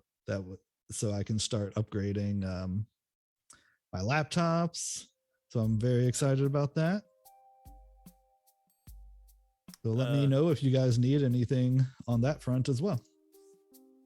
Keep in mind, I believe Gideon will have to one day return that van of his. Oh, About that time, the door will open from inside the house to down, I guess, to this area. It's like a stairs that they come down. Is that how it Yeah. works? Cool. yep. Heavy door Knock, sounding. Hey, Lester, and I'll start coming down. You see Gideon start coming down. Hey, Lester, you think later today you can help me put together my I got that those nunchucks that you helped me order, but I have to put them together, I guess. And I was just wondering if we could use your workshop to help. Oh, hey, what's up, everyone? Good morning. What's going on, Mr. Toden, Miss Meyer? Camera pans over. Yeah, a big absolutely. crate of like nunchuck kits or whatever. Bunch of chains. Yeah, and pretty much sticks. everything I get, you gotta build yourself. I don't like pre-built things that much. Oh, I guess that makes a little bit of sense. You get to know it a little better. I like that. We could maybe like make Right. it a little better. I was actually thinking maybe like, I don't know, maybe you had some ideas.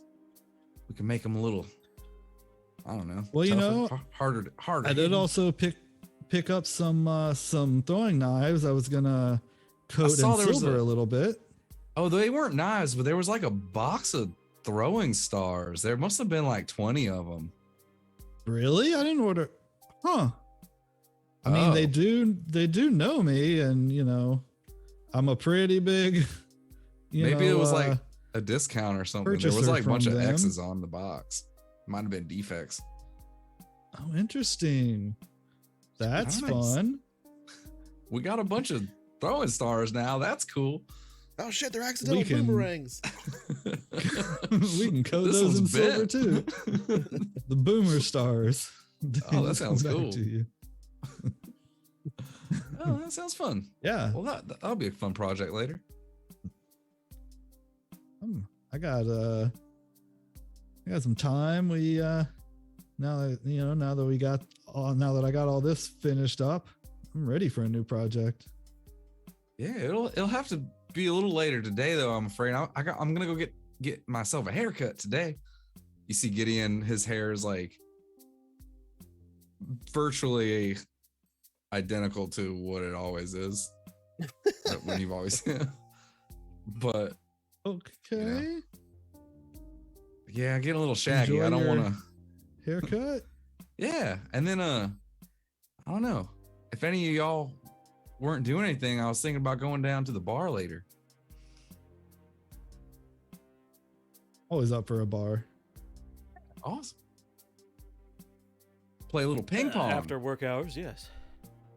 Great, y'all will love it. I should probably open the store sometime today.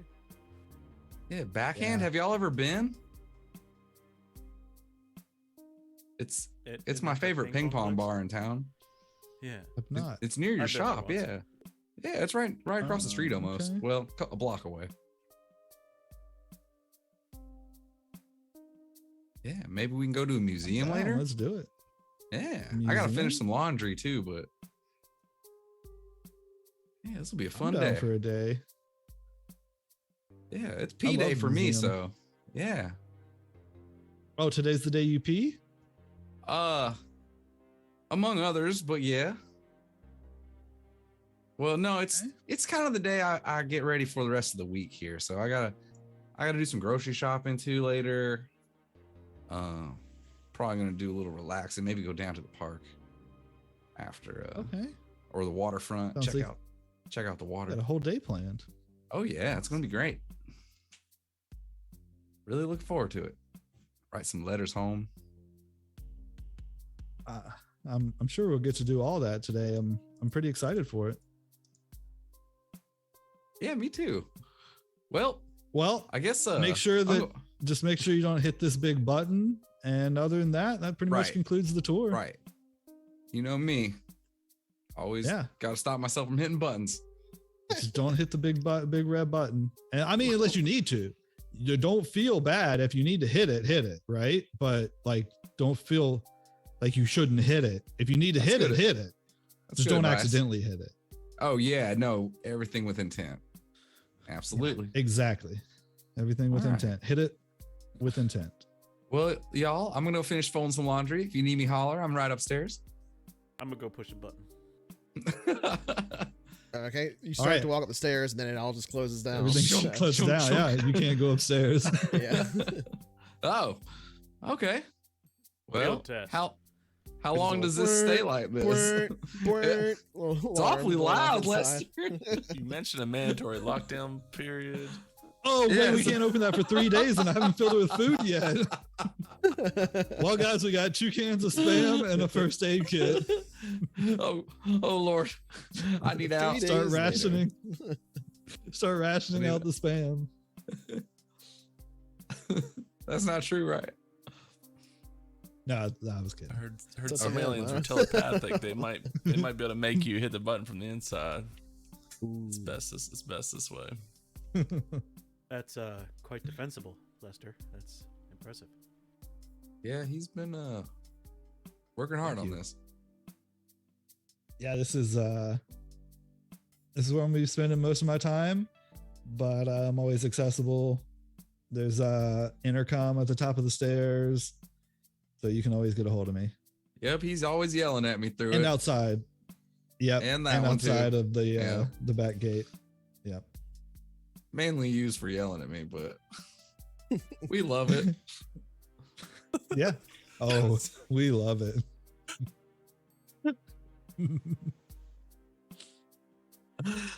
So yeah, Jane, or I'm sorry, Miss Meyer, what's come over me? The house is awfully empty with Lester kind of moving all his stuff downstairs, so down here. So I don't know if you ever get tired of the woods, just know that we got plenty of room. Well, I appreciate that. I do appreciate the hospitality. But a Yeah, I girl tell like her me that a lot. does like the bit of fresh air sometimes. While we're waiting for this lockdown to let up, what does bring y'all over here this morning? I mean, maybe there's like a 30-minute mandatory lockdown. Yeah, that's what I was something. imagining. Yeah, something short, but Yeah. a fail safe nonetheless. Yeah, I do like that 30-minute minimum lockdown period. They don't play around with that thing.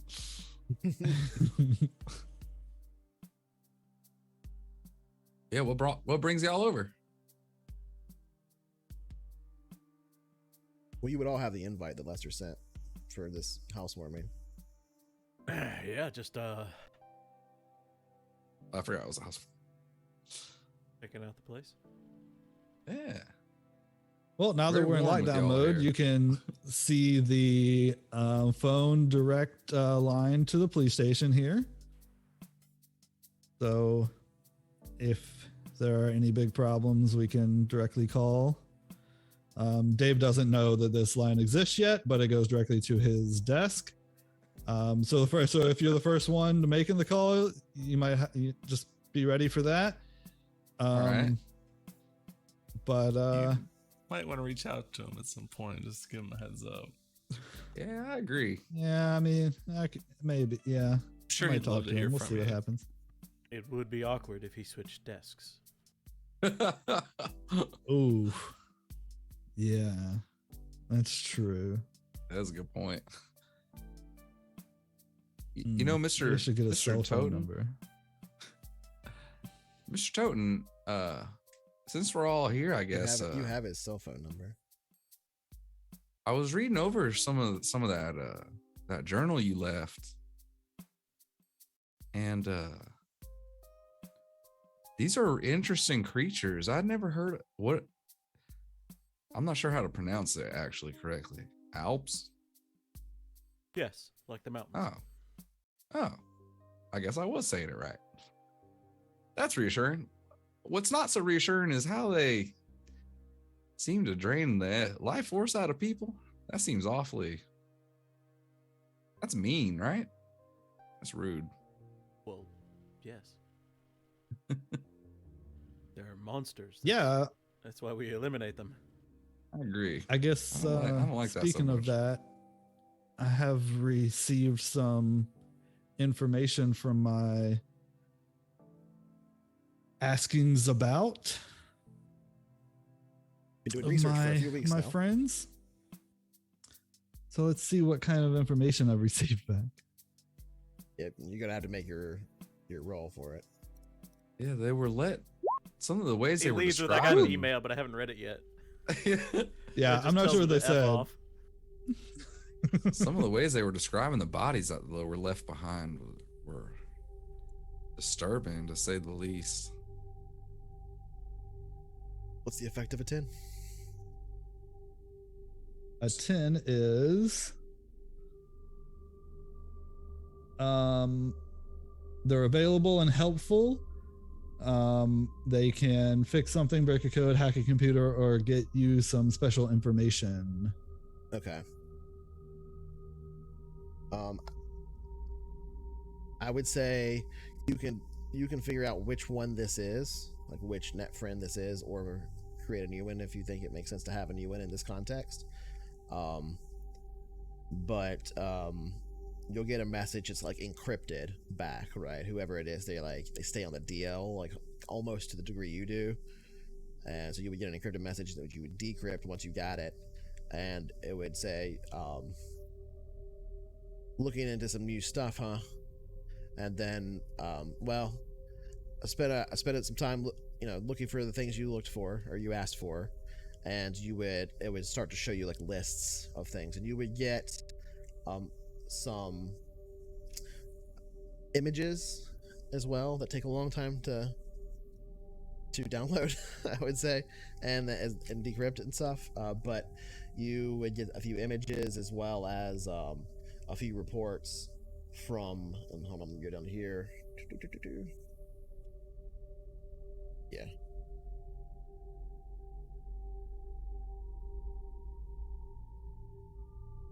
So you specifically were looking for signs of Alp. That would be the red plants. That would be reports of strange deaths and things like that. People that were healthy one day and dead the next. A lot strange concentrations. And what you've gotten here is a bunch of them, kind of pings all over the country that sort of fit some definition of that. But there's a much higher concentration in California, and specifically not too far from Hushwood, just a few hours south in Emerald Cove. There's been, most recently, a number of people who within the same week, who were all healthy otherwise, have died in their sleep, including a gentleman who died in his sleep inside of his car while driving, just in the middle of the road, and he ran into 3 people as he died in his sleep in the car. So that, with multiple people, that all happening, kind of pings off the weird alarms without any kind of Alp sign thing.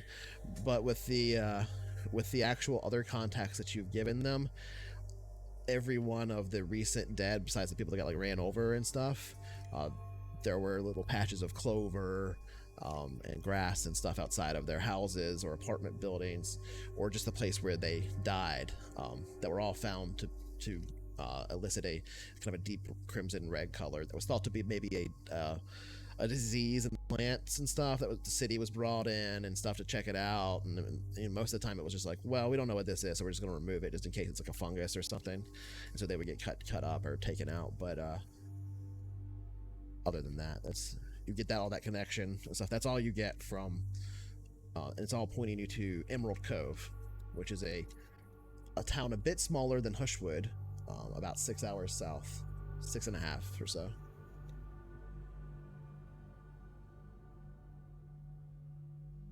Yeah, so after that decrypting montage where everything gets readable, Good roll. Get it rolling well. yeah. So okay, let's see here. It looks like yeah, definitely some stuff going on, Jaeger. Like a lot of A lot of stuff around the Emerald Cove area seems to be some interesting. Well, here's one about somebody falling asleep and dying while they're driving down the road, so that's pretty normal. But these other ones, man, they're really What about strange. that, actually? Oh, okay. That's pretty Yeah, weird. maybe you're right. Maybe you're right. Jokes aside, there's a bunch of weird stuff going on in Emerald Cove. Definitely some of those plants that you were, that were in the journal. I was reading about really those. weird Yeah. red plants. I don't know. Outside of the homes of the victims, supposedly, from what the text was saying. Some of these weren't outside their You homes, might have but they to- were near where they died. But You might have to postpone some of your activities. Sounds like we might need to head to Emerald Cove. Might want to silver plate those knives. Yeah, These, might do wanna these get Alps of yours, get your hair cut, Throwing stars. Gideon. Yeah, we got a free gift with our delivery. We should definitely take those with us. okay, so we cut from there to a few minutes later in the conversation, and then the mandatory lockdown or whatever period has ended, and the oh, what just happened? What's happening? Society. I think I'm Right. back. Society cut out. Okay, Yeah, he's society back. cut out. I've got him. I gotta fix the positions now. I just wanted to do that to you real quick. Wink if you still have any blood in your body.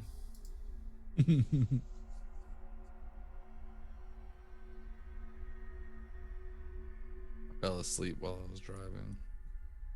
And then I Normal, died see? before I crashed. Yep. It's a normal Monday. Okay, it should be good now. So I don't know what you missed there, society. Sorry, go ahead and tell me the last thing you. I don't know when you cut out. It was Macau saying that I'm probably gonna miss some of my activities. I said you should get your hair cut while I silver tip some things, but you also need to make your okay. nunchucks too. Now that I'm thinking about it. So what I said that you missed, I think, was the mandatory lockdown period ends and the basement opens back up and everything. You can do whatever you want to do in that regard, but we can cut either to any other personal scene that anybody wants, or we can move to like a montage of you guys working on weapons and whatever else you want to do. It's up to you guys where you want to go from there. Can we cut? I'm cool with jumping to a montage if everyone else is. If we do that, I would like to intersplice some cool scenes of me and Macau, like Conan style, putting like So Gideon, weapons together, but then like splice in scenes of me like folding laundry, and then like okay. kind of like filling out a day planner. Well, let's get to it then. Oh, that's the Praying. wrong one. Let's get to it then and actually. Well, I talk already did that about- this morning. I did that this morning. That was the first thing I did. So Oh, okay. I'm doing laundry. Basically, laundry was the first thing I started after I did all that. So you head upstairs to like finish up the laundry or whatever, and our time kind of kicks into high speed, and we start cutting between scenes of you guys talking amongst yourselves, preparing, like doing things like laundry folding and stuff like that, sort of slices of life, as well as anything else that you might need to do to prepare. So I would like to pose to you guys what these scenes we see are. So like I'm just gonna give you the description or the opportunity to describe what we see in those scenes. But you said you wanted to do stuff to like weapons and maybe the vehicle. This is your first road trip, so I want to see the mechanic here is I want to know what you're packing in the vehicle and stuff like that, because that's what you take with you. You just don't have your hideout there to like easily access anything. So I just want to know the stuff you pack in there and the stuff you do throughout the day. So there's no turn order here. Anybody that feels free talking about what we see in this montage, go ahead and start talking. Well, at some point during the montage, it'd probably be Jane and Jaeger at the subway hideout going through the armory. And probably Jaeger like holding up a old canister and pointing at it like, "Hey, should I bring this?" And Jane's like, "What the hell even is that?" And it's like, "Oh, it's a flamethrower. Should I bring it?" The old World War One era flamethrower. Could come in handy. Are these Alps of yours weak against that? Unless they're vampires. A little impractical, but could come in handy. I mean, it's always impractical. When else are you gonna use one? I say throw it in there. All right, I'm bringing it. All right, seeing cuts, we just see them like loading like a World War One era flamethrower into Jaeger's car to drive over to Lester's, piling in like other weapons and stuff. What kind of weapons would you be bringing other than this flamethrower? So basically, now I just need a list from you guys of what you're packing in the van as well. So just think about that. Gideon, what are you doing in this montage? Besides watching Lester mainly help assemble my nunchucks, and There's like welding happening during it. I'll be silver dipping these throwing stars. Okay.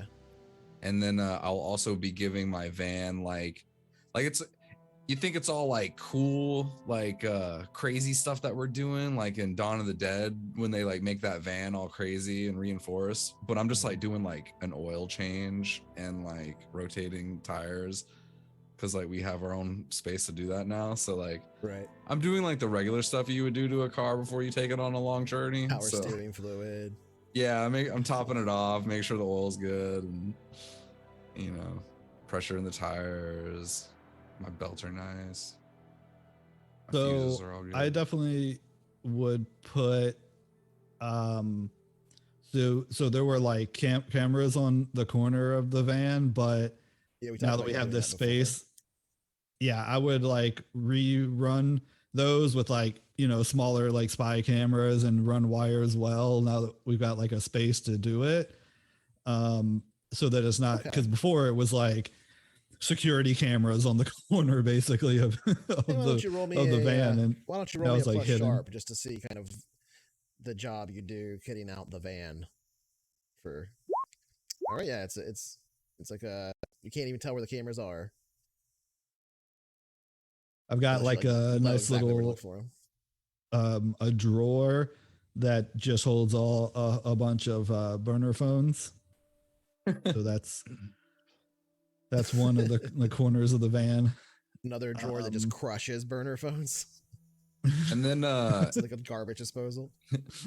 You'll see me separating laundry and then like pulling some out of the dryer and putting some more in the washer.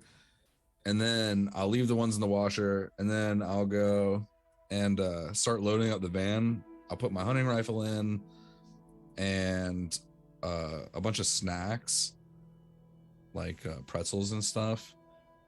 And then I'll start bringing a bunch of things. I'll just pack like salt and stuff like that, like some of our ghost stuff, and then like the first aid kits that we got, and I don't know, anything anyone else can think of that we might need for the job. In terms of weapons, Jaeger's bringing his silver sword, the flamethrower, and his shotgun. Make sure you're writing it down. It's on the... Okay. I gotta use the bathroom. So I'm bringing all my weapons. So armor, mace, magnum, leaving the pole arm. She's wearing her armor in the ride. So I'm going to use it, damn it. Don't stiff-legged. If that has to happen, it's going to be your guys' fault. So hope it doesn't come to that. So you guys write down, make sure you mark down like all the things that you brought with you in terms of weaponry and all that, and the new spy equipment you put on the van, as well as I'll make a mental note of the maintenance done to the van. Not quite on the level we were with Traveler, where I'll be like make you actually you're really tracking it or anything like that. But Yeah. I would like to, because you're buying a bunch of stuff, you're kitting out this stuff. I'm not gonna like make you do too much with like finances or whatever. But I will say like, do you spend any of that money, Jane, on bankrolling any of this that you've been picking up, or what do you do with it? Oh, I was going to mention that. Yeah. So at some point that's makes sense. That's appropriately awkward. I will pull out a trash bag full of all the money that I've been given. Okay. I mean, I think that's a cool scene to have, like, minus as my you're getting kinda ready for the road trip. reasonable cut. Yeah, be like, here's a little thing to for snacks and things. Oh, Jane, that's a lot of money. So it's a garbage you. bag filled with $28,000. Is it? Oh, Holy yeah, it looks smokes. like about $28,000. Miss Meyer, you know, I'm not really in it for the money, What could a but banana cost? Like Just be keeping that in our $10? campsite. I'm kind of broke. Well, if it helps. This will help I mean, immensely. I like snacks. Let's stop. We'll stop and get some snacks. I like that idea. I did want to mention so earlier on when Jaeger's kind of talking about the Alps and things, Jane would have been just kind of sitting there quietly, but at some point she would have like slipped on the necklace, the silver necklace. Oh, okay. That she was going.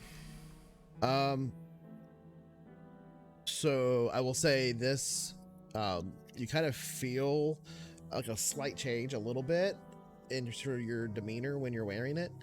While you're wearing it, you cannot spend a luck point to use magic in combat. Fair enough.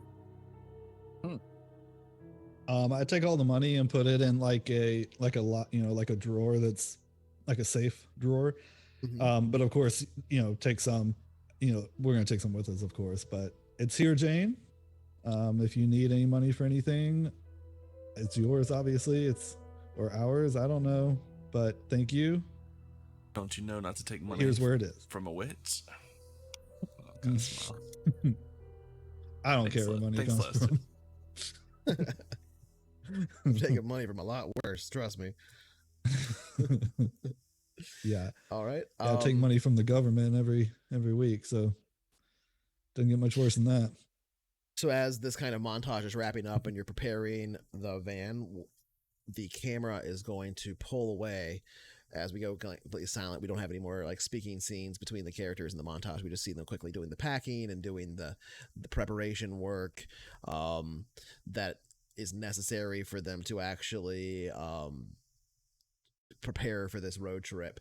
And as they continue to push through these activities, our camera slowly moves away. They're juxtaposed by the speed at which they're moving as our speeds kind of like speed up and as they complete tasks.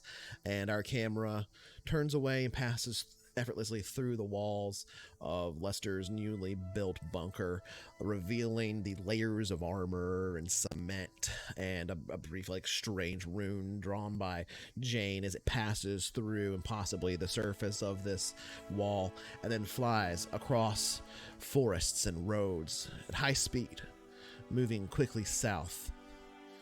We see the California coastline zipping by quickly, and eventually our camera slows down here in the morning of April 14th, 2003. Probably by this point, I don't know, maybe almost noon at this point. Maybe when we say by the time our camera gets here, it's like 1 p.m. And we see a gentleman stumble his way drunkenly out from underneath the docks of this pier that stretches out beautifully into the ocean. A few people off on the side fishing off of it at the very end. And we see a small sign as our camera moves into the space, revealing it as Emerald Cove. The guy kind of drunkenly walking out, this bottle disguised beneath a brown paper bag, so we can't quite tell what he's been drinking. And he holds it up like it's obviously empty, and then throws it off to his left, as though to just to throw it underneath the docks. And looking over at the same time that he does it, we see the bottle boom, bounce off of the shoulder of a guy laying there against the pole, one of the poles that supports the docks, buried deep within the sand. He turns. Sorry, Ralph. I didn't mean to do that. Oh man, I gotta lay off. What time is it anyway? You still got that watch? We look over and we see the clothes of this gentleman who's crawled his way out from underneath the dock. They seem soiled and old. A shopping cart filled with tattered bits of cloth and other treasures of trash that have been dug through that he may have dragged along behind him, sitting there, kind of the wheels of it just kind of buried aggressively under the sand, making it difficult to move. Ralph, what are you doing? Walks over to him and shakes his shoulder, and Ralph's head falls back, revealing his sunken eyes and a white skin it looks as though he's been dead for quite some time, almost emaciated. And the guy just kind of looks at him for a moment. You just hear him go, fuck. And then there is something that moves behind him in the darkness beneath the pier here. Huh? What was that? Our camera moves away from the pier now, and we hear a brief scream from this gentleman. Then another, and another, as the fishermen on the end of the dock, huh? What was that? And start reeling up their reels. Looking down over the side, the body of the man that we just saw slumping out, dead, bleeding in the sand, adjacent to the emaciated body of the gentleman, Ralph, against the pole. The fisherman that's now pulled up his line, kind of just drops it on the top of the dock and just turns to the other fishermen and says, shit, we gotta call the police. And our camera will cut back to the packed van in Hushwood. And that's where I'm going to take a really quick break because Jaeger's AFK and I got to pee anyway too. So That's the Cheetos. We'll just take a really quick break and we'll be back in just a couple minutes. Oh, he's back. Well, we're still going to take a break because I got to pee, but we'll be back in 5 minutes.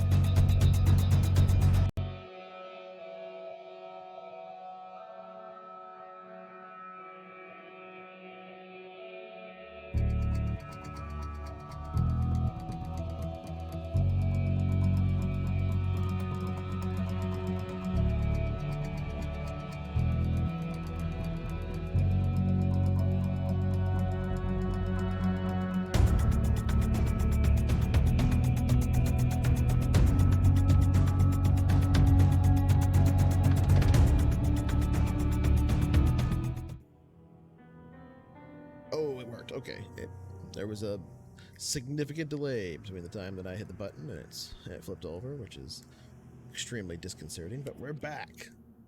So let's get to it. Took more than 5 minutes there, sorry, but I ate a piece of chicken. We are now moving into the road trip section here. You guys have packed up the van. Is everybody getting in the van? Most certainly. Yes, it's just the four of us.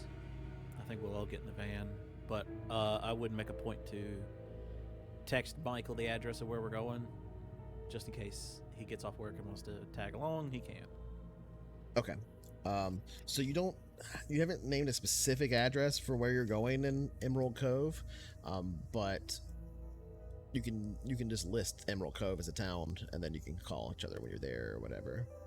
Yeah, that's fine. You can tell me if you're trying. The address to go to a I'd given specific would place. probably be like one of the addresses we're probably going to go investigate. Okay, so let's talk about that then. But first, before we get there, some of you have pre-mystery moves to roll. Now, Jane already did that with her. Oh, Oh, I was forgot all about that. But Lester still has his connect the dots. Yes. All right. Here we go. so he's taking a little Connecting time those to dots. hack on the internet, I presume. Yeah, this is Yep. probably during the montage to some degree as well, or paying off now at the end of it. So I'm like on the computer typing away, and the camera cuts, and it cuts back to me, and I rip open the top of a can of Spam and pull out the meat and chomp down on it and just eat the Spam raw. Like And with your then- hands. Savage. Yeah, like with my hands, and That's then pretty keep close. typing, It's okay. I've done that. and then Oh. and then I'm like beating on the desk and like What's up, Trevor? Spammy fingers. All right, so what's Spam the flying What everywhere. happens on a 5 on the connect the dots? On a miss. It doesn't say. 10 plus hold 3, 7, 9 hold 1, spin hold 1 to 1. There's nothing about. I guess Okay, there's so you nothing just bad don't about get it. You just don't get anything. You just don't get anything. Except an for 1 experience. XP. You do get 1 XP. Yeah. That's a good one to fail. I mean, it's better to not fail, but there's no like penalty. So that's Yeah, that's pretty true. True. It's one of the better ones you could have failed. cool. Yeah. All right, does anybody else have any pre-mystery moves that they need to roll? I mean, we're in the middle of the role playing, but we're at the beginning of the mystery, so. I wish. Okay, well, with that, the van now driving down the road, we'll skip forward a little ways. We're gonna have to move through. There's no like travel system in here, but it's just gonna take time for you to get somewhere to a degree, but not so much that we're gonna have to spend time as players on it for a whole lot of time. So it's a 6.5 hour drive to get down to Emerald Cove, and it's 2003. The mapping isn't great and all that stuff. It's not difficult to drive down roads in a modern day American setting. So getting lost isn't like a huge concern or anything of that nature. But just to see if there's any complications along the way, who's driving the van? That would be Gideon. Okay. Let me pull up your thing here. Sir Gideon. Tabernacle Mr. choir blasting. Is it like the same Tabernacle Choir, like cassette? That you It play? is, actually, as a matter of fact. I'm glad you mentioned that because several times since the tape is like repeating basically, and I'll flip it, it's got an A and a B side, but like you notice a specific song is repeatedly passed over. Oh, don't want to listen to that one. He says So something it's similar a every cassette time. tape. So you're like skipping through it, or is it a Yeah, CD? yeah. I have to fast forward it, so I gotta hold my Okay. button, hold my finger on the button. So it's definitely something people would notice. Yeah, yeah, exactly. You guys would reach your hand down and do a skip. That's so funny. Okay. Oh, I love the Gideon remix of this song.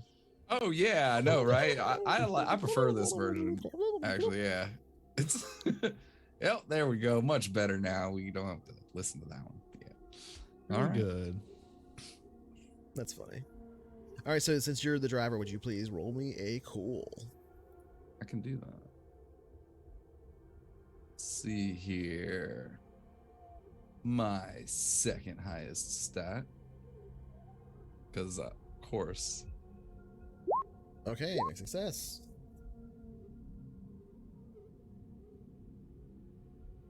So there is a point in the middle of like the trip, probably about like 4.5 hours in or so, where everybody's kind of gotten tired of listening to the Tabernacle Choir. Maybe even you've turned it down a little bit.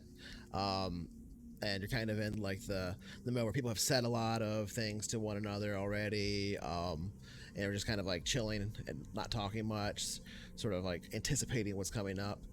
And in the process of that, this really, really large deer just runs straight across the road in front of you. Whoa! And you have to swerve.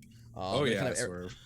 Everybody kind of like their heart It's one of God's jumps creatures. a little bit, and you miss it entirely. The van's fine and everything. There's no damage. It's a good thing you rotated those tires. The traction was excellent, etc. But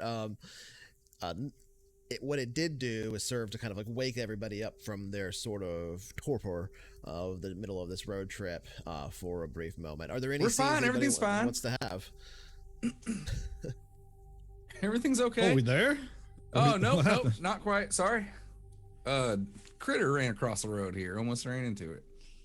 Oh, We're good now, though. well, good driving. Yeah. I think there's a convenience store or gas station up ahead. I think we got to stop real quick. Anyone else got to go to the restroom? Yeah, I could use the bathroom a bit. All right. I'll pull into the next gas station that I see. Okay.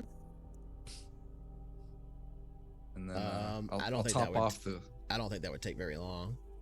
Cool. Yeah, I'll top off the tank while I'm there. Can I get some of that bag money? That trash bag money? We never took it out of the bag. We just keep You it in the guys trash look like bag, so- fucking bank robbers I or thought you something. had one today.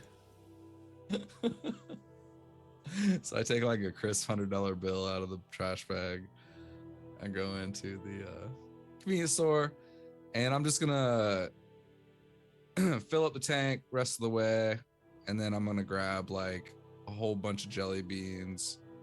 And does this gas station have a slushy machine or an icy machine? I would say if you're looking for a gas station that did have something like that along the road, you probably could have skipped enough until you would have seen one that you knew would, like a given the fact that you drove up and down these roads. I'll quite wait bit, for a before mission work. Slurms. I'll wait for a familiar Slurmy Okay. Slurms gas station, and then Yeah, I'll I mean, go it wouldn't take too long Nice. for like one to find a sign along the road in this area of California for one of those. Cool. And then I will I'll get everyone else some sodas as well. Okay. And go back to the Just van a and whole bunch of sugar water. oh yeah, pass I out. think Jaeger would probably get like a Great. a bag of trail mix, a protein bar or two, and like a couple bottles of water. Okay. Yeah, Lester's gonna get some Surge and some Funyuns. Super epic music playing while you're in the gas station. I didn't do that on purpose. It's just what happened. The candy aisle rises up. It's a Did I candy find a golem. Slurms? It's like worse than a shopping episode because it's like we're not even buying armor and weapons. I'm sorry I stopped this. I'll pass all the shit out and I'll just continue along. I'll get back in the That's just fucking super car. funny. So yeah, you stop. You fill up the tank of I gas get a slushie, on, though, on for the sure. van. You get a slushie. Big one. Big get back ass one. into the van. Two-hander. And take off back down the road. Who's sitting where in the van? I'm just curious, so we can get like a mental image of this. I'm in the back at like the command center with all the Trying to do video wireless feeds. hacking and stuff. Got, like, having a really hard headphones time on. getting a connection. It's like high enough bandwidth. Yeah, I definitely have headphones on. Oh, because the Unless music. Jane wanted to sit up front, I'd sit up front with Gideon. Okay. I would sit like in the second row, like in the middle, so I could still like kind of be there. Okay, so there's two questions I want to ask. We know kind of what Lester's doing. Jane, as you're kind of like staring out the window here and seeing the countryside go by, is there anything you're doing in particular? I would say kind of as the trip gets underway, and now that after this stop, you kind of see Jane's, as he kind of talked about with this necklace, Jane's demeanor is kind of lightening up. So she kind of maybe she takes her coat off. You see her produce a candy bar, which is maybe a little surprising based on what you've seen of her before. And then she, as we get back underway, she reaches up and changes the radio off of the Tabernacle Choir and onto something else. And so she maybe cracks the window. So she just, nothing in particular. You just kind of see her maybe loosen up a little bit. I like that.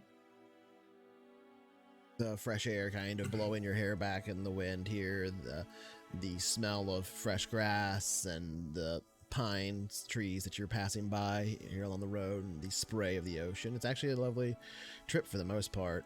The deer bit scared you a little bit earlier, kind of startled everybody to awakeness, but the area of Emerald Cove is very beautiful as you approach the general countryside around here. This is moving close to areas where there's a little bit more wineries, vineyards, and such. Not quite like Napa Valley style, but they do purport to have more in this area than where Hushwood is from. The climate has changed a little bit. It's a bit warmer here. There is sort of still this mist that makes its way through a little bit from the sea every now and then, but it's not thick here, at least not this time of day, as you move towards what will be evening soon. But the sun itself has been bright, and the trip there's been no rain on the road or anything like that. If anything, this has been a relaxing kind of moment to get to know one another a little bit more, and some of the realities of the situations you found yourselves and recently have come to light. This is the first time you've done this for some of you outside of Hushwood. In a lot of cases, you've been a little bit reactive, and in this case, to a degree, you are as well. You're reacting to things that you found, but this is the first time in a while that you've really tried to seek out the signs of something elsewhere and go hunt it. This is the first time you've actually gone for a quarry. And our camera sort of moves away from the van as it drives down the road the last several tens of miles here in the now lowering sun, and we just have this moment of peace. And then eventually, once we get much closer to the township itself of Emerald Cove, I'd like Jaeger, if you would please, sir, to roll me a sharp.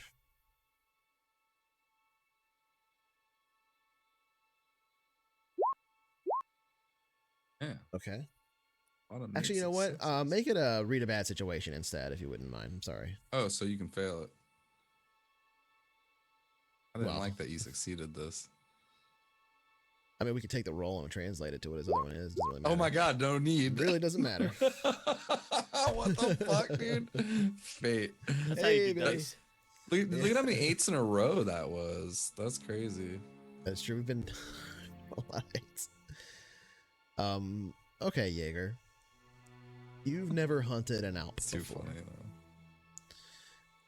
You didn't become a hunter until you never thought you would, actually, right? It wasn't really until you'd grown up in these stories of it and kind of imagined what it might be like to do it when you were younger, but of course they were all wiped out. And at that time, that was sort of the concentration your family had fallen into. They only hunted Alps for generations and things like that. As you were sort of tasked with the responsibility of carrying this on, as a few indications of things in the Hushwood area popped up, red plants here and there, that kind of a thing, around people that died in their sleep, people unexpectedly died in their sleep much younger. There should be no signs of death found, and or no obvious cause of death found in their in any autopsies that have been performed on them. Those types of things were the signs that had brought you here in the first place. Not to America, but to this part of the country, because you kind of grown up here as an immigrant when you were smaller. So there's this sort of sense of anticipation that is present, this sort of strangeness about the whole concept of hunting an Alp for the first time. You did feel it a bit before, because when you first came here and tried to do this, you first started hunting, before you ever hunted anything else, the first thing you actually ran into was a skinwalker that you had mistakenly thought maybe an Alp was nearby. And that's when you ran into Gideon, and you had attempted to get weapons that could help you fight something like an Alp, so that you had gotten the blessed silver sword that you have probably packed into the van. I assume it's one of the things you said. Probably it's like a little wooden case or something. It's like a medieval longsword, so it'd be like a long case, but you get the point. So there's like this sense of anticipation that you felt then, and ran into a skinwalker and got through that, and then have since kind of made this. So you're like, you've hunted a bunch of stuff now, but not an Alp. So you're the first Toten in generations and generations to hunt something that wasn't an Alp. And you never thought you ever would hunt anything. And now here you are, chasing down the quarry of your family for generations. The thing that your family was known for. And you've, through these stories that your family has passed down to you over the years, developed an instinct for some of this. But part of it is just the heightened awareness of responsibility, the weight that sits on your shoulders, the weight of generations looking down at you. And as you enter the space of Emerald Cove, there's this mist in the air that seems normal. There are animals that you see alongside the road, birds, lighting, that just seem to follow your van as it drives by with their heads a bit oddly. There are just so many signs of something that sets you on edge. And so the bit of information I'll give you about the bad situation is that while you may be hunting an Alp, there might be something here hunting you.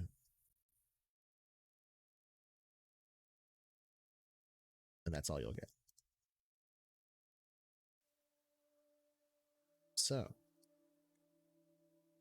the van drives past the camera now.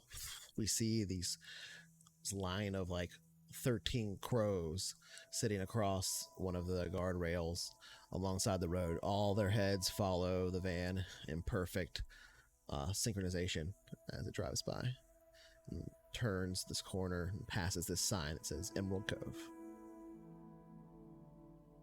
You pass into the area beyond, you cross this bridge. It's high up, but not incredibly high up, like maybe 75 feet or so, and passes out sort of an inlet that eventually makes its way out to sea.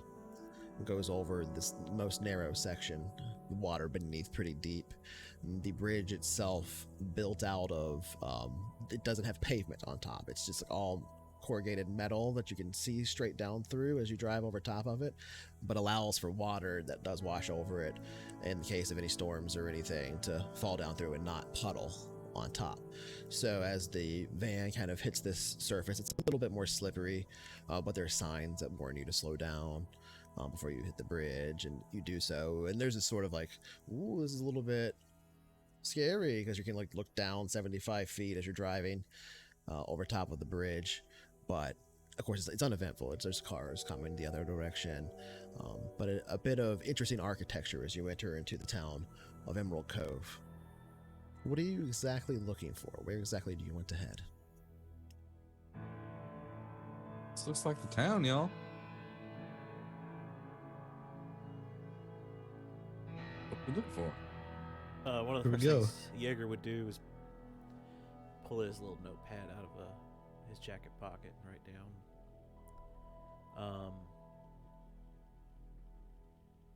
a note, tear it out of his little book, and then pass it back to Jane. And he would say, "Keep your eyes open. I got a weird feeling about this place."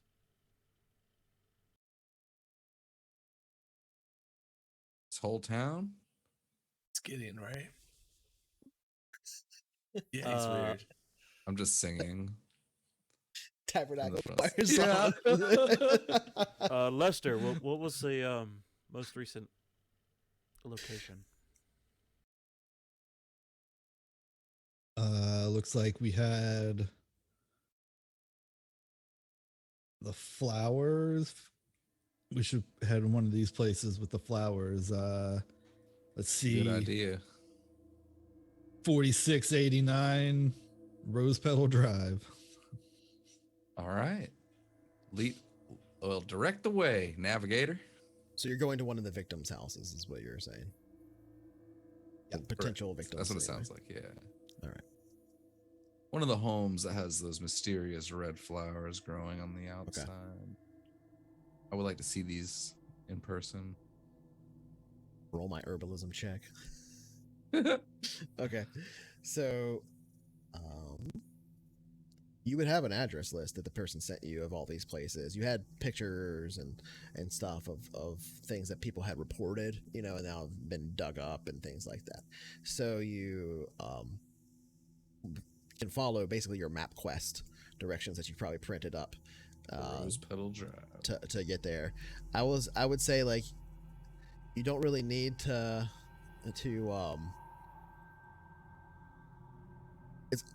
it's not like perfect GPS to get to it, so like maybe one of you roll like a sharp or something to like spot it, whichever one you want, doesn't matter to me. As you're passing by, I want to see how long it takes you to kind of spot the address. All right, so yeah, I would say like after you probably get into the town, you like look for the address where the place is, but there's no picture of like a house on the picture of where the plants were. It's just kind of like a bit of a lawn that had the red stuff, and it's kind of getting a little bit darker now. So you're like, okay, all right, so where would this actually be? And you get to the location, but it's like an actual range of addresses. It's not like it happened at 865. It's like a here to here kind of area, like an area of plants and stuff. And you go by it actually once before you're like, oh wait, no, I think that was it. And you turn back around and come back, and you can see there's like an actual shit, I can't remember what it's called. The little tiny like backhoes that are meant for digging and stuff up lawns. So there's a small one there that's actually parked down to the side and covered by a tarp, and the ground there is tore up for the most part, but you can see there's like a little bit, like the bleeding edges of it, there's a little bit of redishness in some of the grass, and you can see where they've kind of replaced the soil and there's new sod put down, but there is this sort of like outline around the new sod that looks like a little bit reddish, and it was very hard to spot in the dark because it's getting darker, but it's not dark yet. At this point, I would say it's like 5:30 p.m. Is that it? Right there? Oh, I'll, yeah, good eye. I think that's it. And it's already been tore up? Yeah, I'll pull the van over and get a Like closer it. look.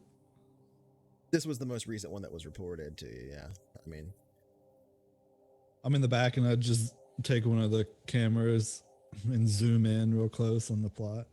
Is there any of the plants there in the outskirts that isn't the grass? Is there anything that you could get out of the van and investigate a mystery if that's what you're saying. I will definitely do that. You can Seems walk around dangerous. and look at the place, but I'm gonna get a closer look, y'all. Hang tight. I need to stretch my legs anyway. I'll get out and I'll stretch my back and kind of saunter over into this yard. And okay, just so you get just a pull. little- You're the one driving the van, so you just drive up and park next to it. Yeah, Or? yeah. I pull up and Because if you just find a open place the to park door near and the dive curb. out, like Oh yeah, no, I had said I pulled up to it. Okay, so, okay. Ah, somebody yeah. get in the driver's seat quick! Ah! Yeah, definitely didn't do tuck and roll. Yeah. But yeah, So I had you pulled up and parked on the pulled up. curb, and okay. I'll step And then- out now, stretch. I will say do this: all like when that. you step out of the van here, because it's the first time you've been out of the van in this town, there is sort of a heaviness that you feel in the fog here. Ooh. It's a little bit like what's the best way to put it? Like it's super. You're you're from Florida, so you know what I'm talking about. You've been there. Like it's heavy. The humidity that you feel. And in this case, it does have like kind of an odor and a taste to it that reminds you like a little bit of a swamp, which doesn't make a lot of sense. There's nothing like that around here. But Huh. Weird. I'll make note of that mentally. And then I'll go and I would like to investigate this yard here with a little more scrutiny. okay, yeah. So yeah, you can walk up and into the yard and look around. What exactly are you doing? Describe to me exactly what we would see Gideon do. So I'm gonna try and act a little inconspicuous and like I'm just like stretching my legs from driving, and I'm gonna Okay. kind of pretend to take notice of the coloration of the grass. I'm like, oh, what's this over here? And I'm just gonna kind of walk over, kind of half disinterested, and then I'm just gonna see Gideon if I can. pretending. Like, that's so funny.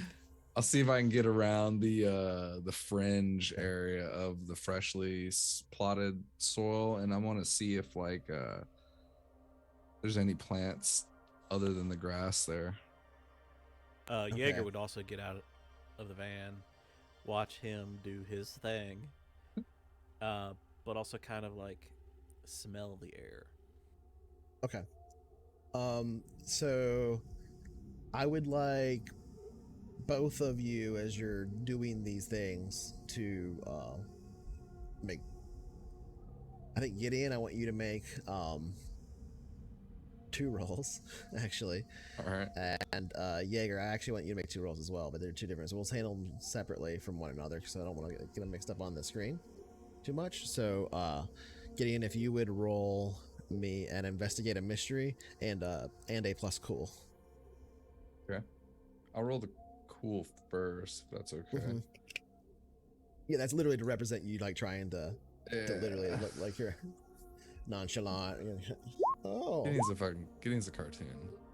Another 8, dude. Is that real? okay, that's a mixed success. So yeah, that's not too bad.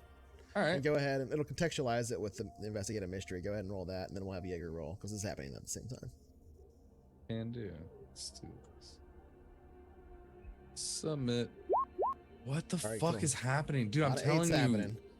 Roll That's 20. the average, though. That's the average that you would hit, though. I don't know. statistically Roll anyway. 20. Remember earlier when I was like, I don't trust this this shit? It's like proving to me why I shouldn't. It's not. It's just You're your being a thing. Lester right now. Relax. You're being a Listen Lester. here, man. You roll 8 8s in a row and then talk to me. It's always 8 8s. It's 8 8s. What's happening there? Okay, so I'll take the success. well, yeah, you still get it's still a mixed success. I'll take the success. Let me go to. I'll take the success. Let me go to this real quick. Make sure. Okay. So with the cool roll of an 8, I would say that you are. There's nobody like looking at you directly that you can see. There is a point where, kind of looking in the middle of it, you can see the curtains on the house that you're like nearest to, not the ones that you're like standing on the lawn of, but the one that your like back is to. You can kind of see them open. You can't see inside of it very well, but you can see the curtains open. Like somebody was like, "There's somebody out there," like looking, and then they close a minute later. You don't hear anybody come out, at least not right away. And so what I'm going to do there in the fiction is afford you an opportunity to succeed, because it was a mixed success, to be able to make this roll. And so the investigative mystery roll, which you did, and in doing the investigative mystery roll, at this point I'm going to give you, because of the fact that he's not coming out, I'm not going to interrupt it. I'm not going to give you the negative that I was thinking I might do if you failed the cool roll. But I am going to make him come out because you didn't get like a 10 plus or something like that eventually. So you're gonna have like a limited period of time to kind of look around, and you would realize that, right? You would be like, "Oh shit, this guy's gonna poke at." You wouldn't say shit, but oh shoot, Wow, shucks. this guy is gonna maybe poke his head out here at any moment and start talking, and we'll have to explain what's going on, or like why I'm here, or like fake something. So you kind of quickly look around, and you don't see any plants around this area of the lawn that are reddish in the sort of setting sun here. But as you kind of are sitting here kind of looking back over your shoulder, you can see there are some plants that look oddishly red, kind of strange sort of amber color, in sort of the back alley of this same house that seem like they have not been dug up, at least not yet. All right. And as for Jaeger, let me handle him first, sorry. Oh no, absolutely. I was just gonna say I start approaching as Jaeger does his thing. So you're gonna go towards the back alley now? Or yeah. I'll start heading. Change my course. Gotcha. Jaeger.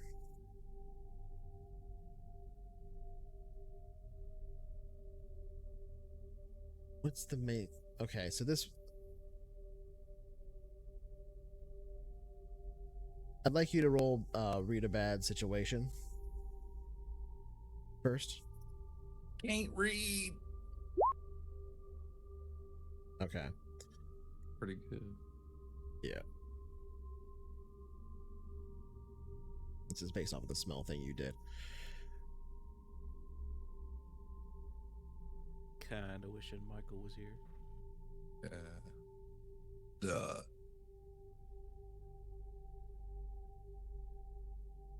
Okay. I would say with that,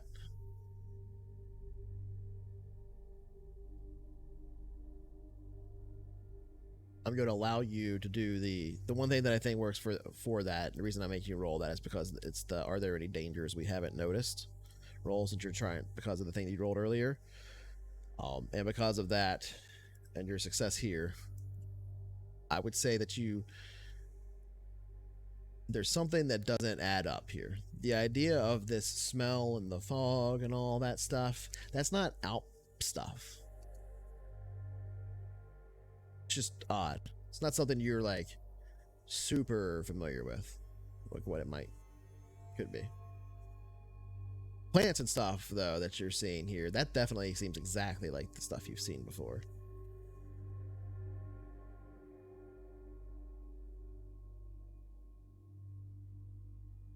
And I don't think you need to roll the cool, because you're not trying to hide it.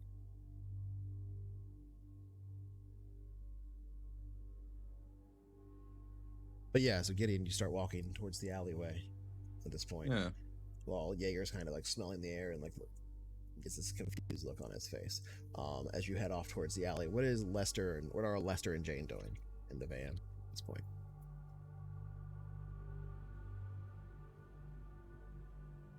I would just be watching on the monitors, watching Gideon perform his dance. Okay, I'll say that you can watch him until he like disappears into the alley from your angle in the van. Right. What about Jane? Yeah, I would. He said he could handle it, so I'm letting him handle it. But I just obviously be just watching out, like, knowing I can't see him, just like van security, like anybody approaching the van or anything else weird going on. Okay. Um, Gideon, as you step kind of around behind the house, you can see the van disappear out of your line of sight as you round the house and get into this back alley, which is much more narrow than you kind of expected it to be. And as you look down at here in the setting sun, it's much darker than you might have expected it to be. There's these plants that kind of grow up over it. You can tell not a lot of large vehicles have driven through it, though there is this sort of like natural tunnel way that has formed in it where people have definitely driven like cars through there and snapped off twigs and all these things.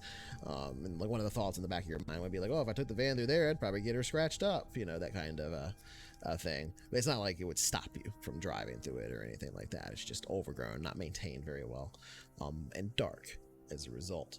As you look to your left and to your right, it is a bit foreboding, but it's kind of this sort of like, wow, what a weird little pocket place in the middle of this town. I wouldn't have expected to see this. It's like almost like a little mini forest in this back alley here. The ground that makes up the alley, dirt, not gravel itself, and you can tell that it's had poor drainage at some point. So there's like kind of deep potholes in some sections where it's sat out, but there is like some puddles still in there, and it hasn't rained today, so that would imply that they've it's been there a while and they're in the shade a lot, so they probably don't evaporate very quickly. And then that's just kind of the scene here in this alleyway as you look left and right, but right across from your current position, sort of across this little dirt path that is this alleyway, the back of these otherwise fairly nice houses in this area, is this kind of outcropping of small plants, mostly weeds, things that wouldn't be part of somebody's lawn, that have kind of are growing in the alleyway itself. Do you see what I mean? Like not actually in somebody's yards, and like not quite on their property. And they are crimson red.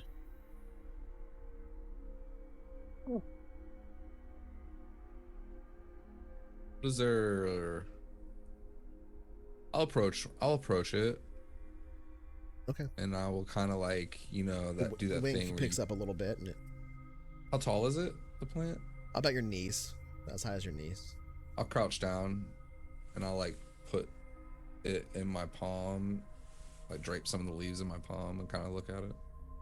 Okay. It kind of rubs kind of a little bit of a greasy film on your hand that you can feel between your fingers, but not see any residue of.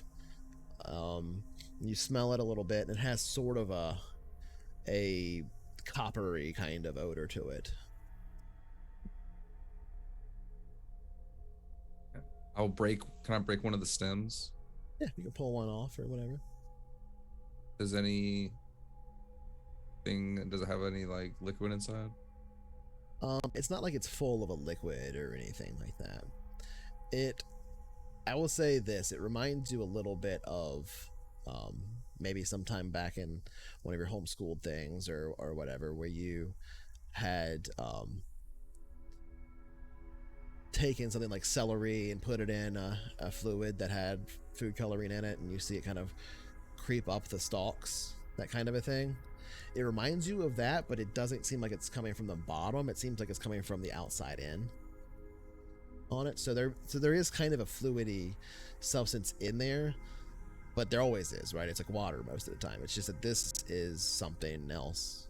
So it's still in there, and if you kind of squeeze the end, you can make a little bit of it come out, and it drips out like sappy, sticky residue would from a plant. Only this has a kind of a coppery smell to it, and in the darkness here in the alley, it's a little hard to see, but you can see that it's a little bit darker on the tip of your finger. Okay. Just enough if you had a bunch of concentration of it, it might be slightly amber reddish color. And how much of this plant is growing in this alley? Does it seem to like get denser in one direction or another? Patch. Just as one little patch here. I'll snap a little bit off to bring back. Like you could literally with your hands grab all of it, and there wouldn't be any more red here. That's what I'm saying. I do that. Okay. So yeah, there's no more red plant in the alleyway then. You just have it on your hands. And I don't see any more in anyone else's yard nearby within eyesight? No. Okay. All right. I'll creep back towards the van. Well, not creep. I'll try to look normal. Saunter. Creep. And I got this fistful of plant. Okay. Yeah, you bring it back to the van. Lester, you see Gideon walk back towards the van. So you turn and you're like coming back towards the basically turning your back to the alleyway and walking towards the van from the direction you were getting ready to back around the house. And Lester, you can kind of see him come back around the house because that's where your vision cut off. Gideon, you hear a voice about 35 feet or so. It sounds like down the alleyway in that darkness. Uh-huh. And it just sounds like a help. Just like a help. I'll stop. I'll freeze instantly and look back towards the alley. Do I see anything? No. Is anyone within earshot of me? How far away is the van? Probably Bigger would like 60, 70 feet away. You're gonna be somewhere in House. between you and the van. It's maybe like 100 feet away. I'll And Jaeger, instantly. yeah, Jaeger will probably be like 50 feet away or something. Yeah, I'll look over my shoulder towards the alley. And I'll look back at Jaeger and I was, Mr. Toten, someone needs our help. And I'll drop the plant and I'll just So start you'll see running those down the curtains alley. now on that house that previously that they had opened on. You'll see those curtains open up again when you like Okay. yell that out. And like a couple lights turn on in that house. Okay. Um, I will what do you remember what, that. What do you guys do? What do you do, Jaeger and Gideon? Reach in pocket, sorry. pull out flashlight, and go down the alley. Okay. All right, and so Gideon, you run down the alleyway. You turn around. And I drop the plants on the ground and I'm running down the alley. Okay, so Lester, what you see is Gideon kind of yell back here at Jaeger, and then Gideon disappear around the corner and back into the alleyway, and then Jaeger start running down towards. When the I see alleyway. that, I'm gonna tell Jane what I saw and grab my 9mm and throwing knives and Okay. head down the alley. Okay. And I'm not sure if Jane's coming, but I Yeah, tell her. I'll come out with keeping my mace down by my side. Okay, so you guys start getting out of the van with your weapons and stuff. Jaeger, you push your way like down towards the alleyway as Gideon turns around this corner. Gideon, going to you, you take a few steps into the darkness of this alleyway, looking for that source, that voice, looking for anything there at all. And something's going on. You just so sleepy. It's really, really strange. Maybe I'll fight it. maybe the road trip, you know? I mean, it's been a while since you've taken that kind of a trip. You know, you used to do this sort of thing all the time. It's been a while. Need you to roll a plus tough. All right. A couple questions real quick. Sure. Is this a don't worry, I'll check it out situation? No, because you yelled to Jaeger and he's coming towards Okay, you. that is totally fair. Had you been like, hey, go back to the van, I'm going to go check something out Gotcha. real quick, that would have been Makes one of those. sense. What about what could go wrong whenever you charge into immediate danger without hedging your bets? Hold 2.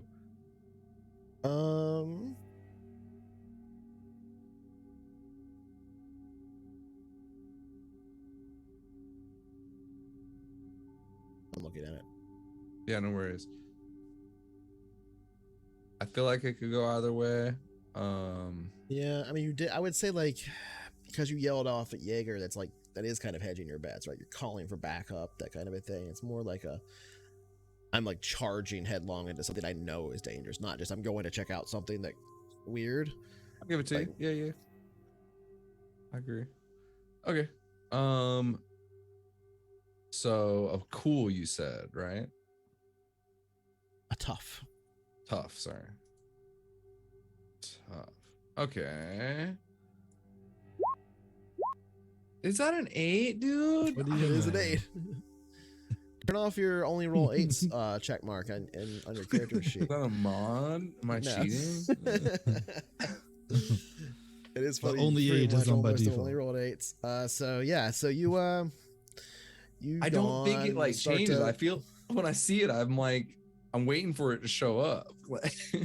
And I'm like, oh, I'm already looking at it. It's a fucking So 8 again. on a 8 there, you start to get pretty groggy and sleepy. You can choose to stay awake if you want to, or you can fall asleep and gain 1 experience.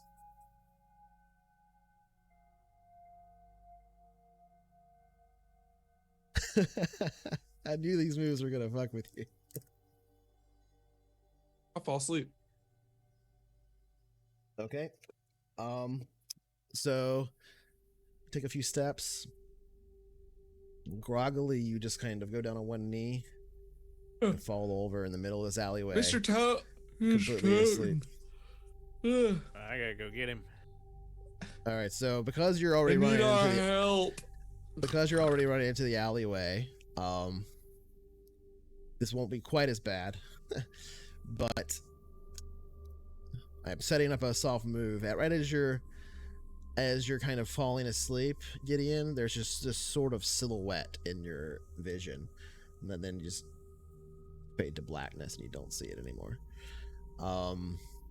Jaeger, you running these few feet down, this 50 feet, rounding the corner of the house to get into this darkened alleyway, now seeing it for the first time. You look into the alleyway, and there is this hulking form standing atop the chest of Gideon, laying on his back in the middle of the alleyway. Flesh a pale white, tattered clothes atop their spindly frame, and these curling bits of flesh that curl behind what would be ears that are missing that almost resemble horns. It looks up at you very briefly and kind of lets out a silent hiss and reaches its hand down over top of Gideon's face and reaches its hand into his mouth. Yeah, I'm Begins gonna to have to go pull something out. You see this kick little the tendril of blue energy coming out. What do you do? Uh-oh, looks like Gideon exploded. Got him. Oh, he's back. Oh, wait. He's back. He's Oh, back. he's back. He's back. Saw the blue Saved, all right. tendril. Saw the blue tendril. All right, so what do? I'm not going to let Gideon act because he's unconscious right now. I'm gonna yell out like, "Back off, him, foul beast!" and charge him and like try and shoo it away with like a kick. But All right, I'm it's going to be a primarily kick some trying ass to roll. grab Gideon and get him out. Okay. So yeah, go ahead and roll me a kick some ass on this strange hulking form atop his chest. It looks as though it would be maybe, if it was standing upright, like 4 feet tall or so. And there's these strange cherub-like features about its face that make it look like it may once have just been a child. That's a failure. So hold on, let me flip to the thing. Uh-oh. Sound went weird on me for a second. Let's do it again. Okay, so you both harm each other. Or no, you don't. You just get harmed. Sorry, I gotta flip to the kick some ass. There it is. Am I dreaming? Are you dreaming? I'll get to that. I would say in this moment you probably are dreaming of like, I'm not sure what it would be that Gideon would fear in this way. I would say for somebody, like if it were Jane, I would say she feels like she's suffocating from like the soil in her mouth kind of a thing. For you, it might be something like drowning. Oh, okay.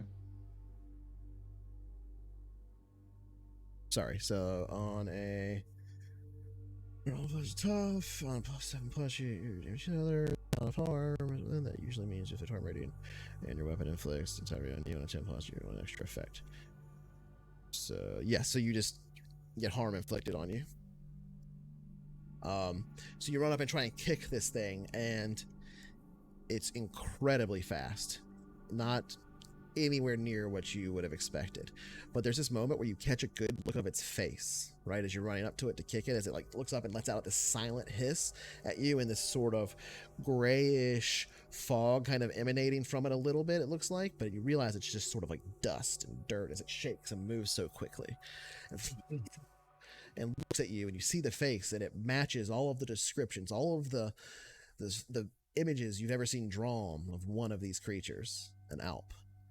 What was never written about, though, was how fast they were, how incredibly filled with alacrity, and the fact that it's almost as though they are moving with almost like teleporting between spots. They're moving so quickly, like in little jerky motions.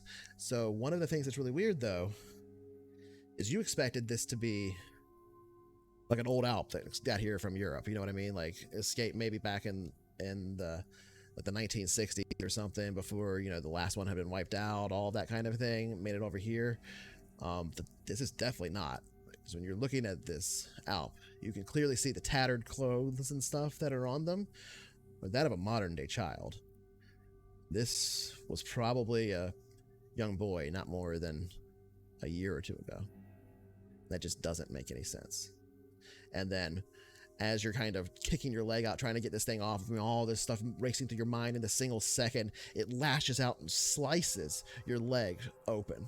A spray of blood loosing across the ground and spilling across Gideon as you try to kick this thing off of him, failing to do so. Just kind of kick over him and stumble, now kind of striding atop and tripping over Gideon a bit, and you take 2 harm. If you have armor on, that it is affected by armor. So, all right. And as you do this, it hisses one more time silently and runs off down the alley into this darkness with an alacrity you did not expect. Gideon is still there, barely breathing. Because he didn't succeed on his kick some ass, Gideon, you are going to take harm from the effect of the tether, but not as much as he can do for the total effect. And you have basically nothing you can do about it. Because you failed the soft move or whatever. You didn't, So you failed you the roll. say. So, well, that's fair. So you're gonna take 3 harm, that ignores armor, because it's just like psychic damage basically. Unless you have something you want to do to avoid it. Yeah, I think I'll try and tough it out. I'll pretend it doesn't hurt if I can. Okay, how does that work? It's machismo. Blanket. It's Okay. how do I do that? It's usually At a force of little box will, in the you corner can of the skill. ignore pain and injury. When you suffer harm, and just tough it out. Roll plus cool. Okay, go ahead and roll cool. Okay. Fuck yes. All right, on a 10 plus, you heal 1 harm and gain +1 forward. So All let's see right. what that be. So, of course, you can ignore pain and injury when you suffer harm, and just tough it out. Roll plus cool. On a 10 plus, you heal 1 harm and gain +1 forward. On a 7 to 9, you heal 1 harm. On a miss, pretending to be tough, 1 extra harm. That's funny. In an embarrassing way. In an embarrassing possible. way if I love possible. that detail, Yeah, I would have made you like throw up or something probably on yourself. That would have been good. But yeah, so on it's a 10 plus, so you took 3, but you would heal 1. And I take 2. Yeah, so you take 2, and I would say you like cough and kind of wake up. Ugh, Jaeger would be picking him up and taking him to the van. I don't want to go to school yet. Ugh. What Yeah, you time do is feel kind it? of groggy. Oh man, I feel. Did I donate blood or something just now? I feel woozy. It Mr. takes Tubman, a Pretty second much, to yeah. get back around the house, and Lester, you can see them coming towards you now as you are stepping out of the van with Jane, with these weapons, preparing for things, and the door to the house that had the lights turned on now opens, and you see this gentleman stepping out. It looks like he's got a shotgun in his hand, and sort of this kind of not stained, but like not well kept, like set of pajamas on. The shirt is open, wide, like unbuttoned, so you can just see his bare chest underneath. But regular like pajama pants and these big like bushy socks, like these big wool socks on his feet, but they're in these little tiny like bedroom slippers.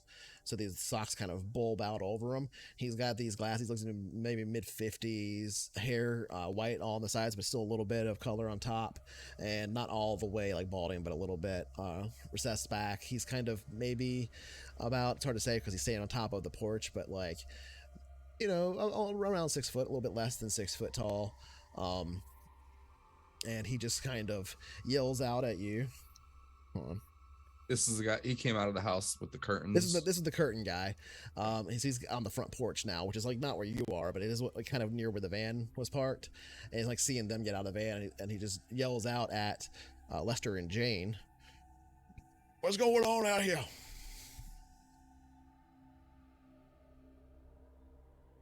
I hear screaming. What's going on? Yeah, I'm not. Y'all I'm my not sure. yard I just again? saw- No, again? No, we just got here. So you guys are carrying weapons and stuff. I'm gonna have like both of you roll plus cool, I think, to like put them away. Or I do want to add. Unless you're just like nothing's wrong. Like, I do want to add a little detail to the van about where the weapons are stored. In the back, if you like flip up the like the carpeted area, there's like a spare tire storage. Okay. One of two. Like there's another storage on the outside underneath that you can screw one on. But inside we've like expanded it, and then like it's kind of like a hidden compartment, like a smuggler's compartment. yeah. All right, we'll flash back to that montage earlier where we show you opening it up and putting the guns in there and closing it over top of the spare on top of it, so it's kind of like a little bit hidden beneath the thing. Yeah, and then we just flip the carpet back over it. Yeah. So yeah, as you guys were saying there, you have the weapons. Did each of you roll cool? I just The did. weaponeers. Oh, okay, that's a good one. Veneers. Yeah, just Lester and Jane.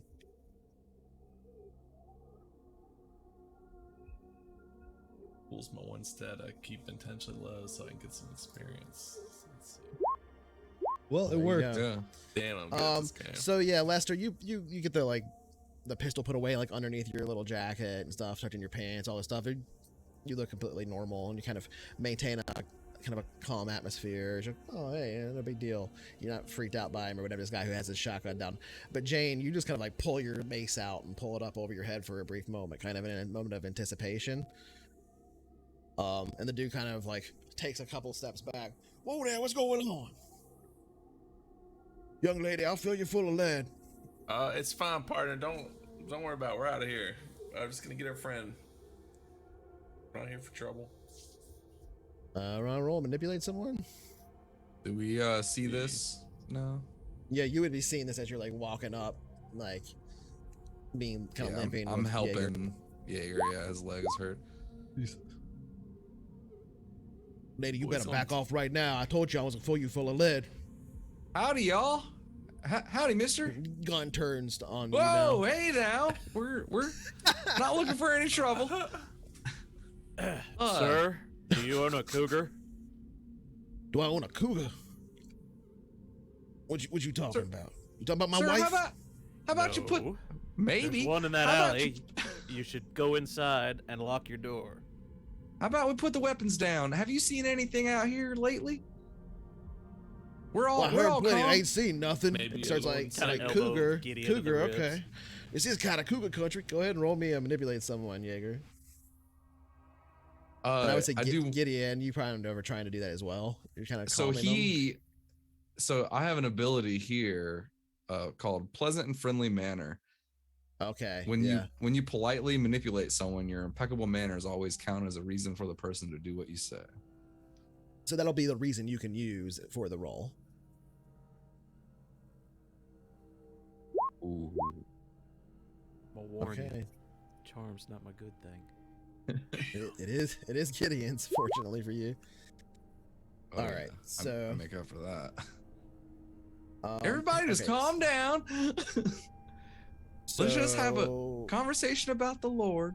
I throw So my mace. at Jaeger him. was trying to get him to go back inside and all this stuff. So he's not going to do that. Jaeger, you gain an experience, but he will kind of lower his gun away from you, Gideon, and look at you in your jacket and over at your van, and say, "Y'all been knocking on doors around here?"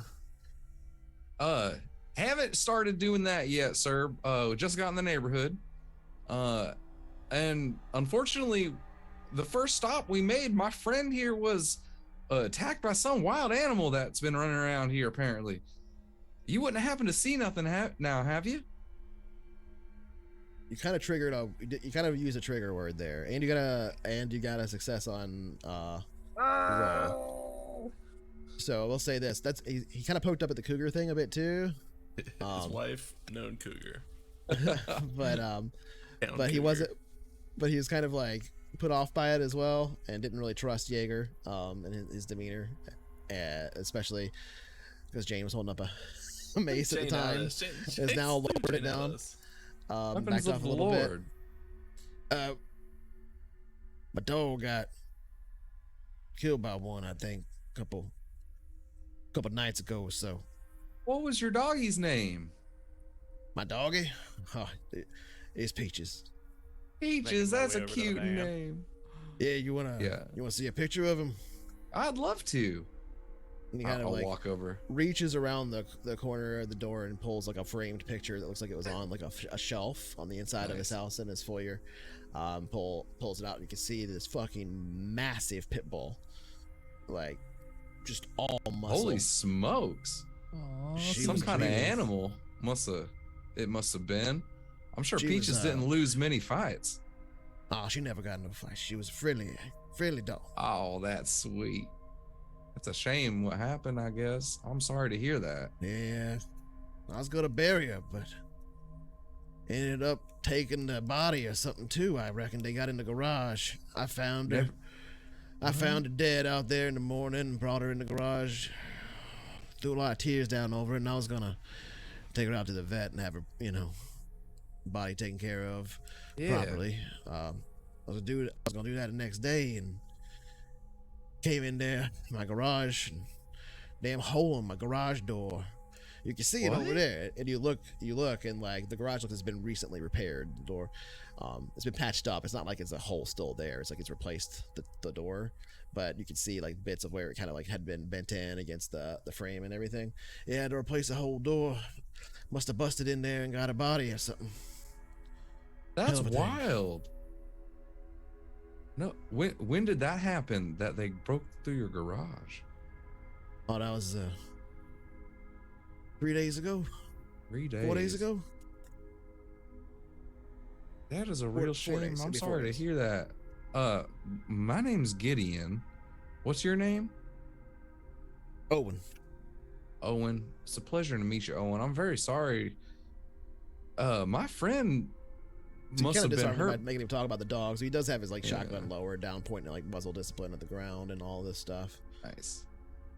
My friend, like I said, unfortunately was injured by, I guess, what this same wild animal was. You didn't get a good look at it, or there's no tracks it left Never behind, did saw it? nothing. It didn't I leave any waited. fur on your garage. I waited out there. For 2 days. Never saw nothing. So All right. The You haven't boys seen nothing over like there- it? them boys over next door, they were doing a lot of yard work, tearing up that lawn of theirs. I suspected that some of that must have drawn them crazy and drove them out. Maybe it sounded all them machines or whatever, and they wasn't coming back around. They were tearing up the yard? You know yeah, why? not so. No, we're not on the best of terms as neighbors. Oh. Never have been. He's all Really? right. He's all right, folk. He's just always been a bit crotchety. Collects newspapers and such. Always yelling at folks, claiming something's Oh. going on in the city. Really? What kind of something going on? I don't know. I never listened to him. Oh, okay. What's his name? Parker. Parker? Yeah. All right. Well, he might find use for one of these bad boys, and I'll pull out a couple my pamphlets, and I'll slide one over to Owen here. I'll say manipulate someone because Alright. because you've had a good rapport with him so far. Over to Van, I'm getting my sword and the flamethrower, and I'd like to use a move. Okay, well you need to in order to do it, you gotta do it. So tell me what you're doing. Torch that motherfucker. Is your move. I just got 3 11s in a row. Can you explain this? So he'll take the pamphlet from you. It doesn't look like he's necessarily going to open it and read it, but he's at least very being kind enough to like take it from you and not immediately deny on the it. back there, that it's got my name and number if you ever feel like calling or talking about peaches or anything like that. And you know, there's plenty of space in the kingdom of our heavenly Father for our best friends, our four-legged friends, right? So Like that's how it works. I'm he just basically kind gonna of nods and looks a little bit confused.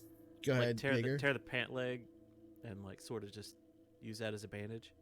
But the move is called "It's Not as Bad as It Looks." Okay. So I'll say you're doing this, like you're dragging Gideon over to the van as you're having this conversation and looking at this picture of the dog, kind of looking pretty worse for wear. And he'll, as you know, you're walking over there, kind of stumbling, Gideon, kind of like almost in a state of like drowsiness still. You know what I mean? Like, but not like drunk or anything, just like woozy. really exhausted and woozy. Yeah. And after showing you all this and stuff, he'll say, "All right, what if I see any of them wild animals, maybe I'll let you know if we get it around here, in case so your friend can get a look on that. You might want to get some rabies shots or something, though. Yeah, I gotta take him down to get treated, I think. That ain't gonna be pretty." Yeah, probably not from the sound of things. I got another question real quick. Oh, and I don't mean to keep you too much, but Is your friend gonna be all right over there? he'll be. Patch yourself up. Yeah, I think he's got it. He's a vet, a war vet, a Well, I war don't think he got it. veterinarian. All right, hold on. How are we gonna handle this Jaeger situation? He was a vet in Okay. the war that he's now a veteran of. Oh no. The horses. He helped the horses and the dogs. Well, that's awful kind. So I'm yeah. over there like, "Oh, it's not as bad as it looks." Tear open the pant leg, take a look at it, and it's much worse. Yeah, so I'm just gonna inflict his harm move on you again, the same scratch one, Yikes. which makes sense. Let me pull this out here. So I'm like, yeah, he's got it. We're blood shoots Yeah, out. he's fine. Okay. Where did it go?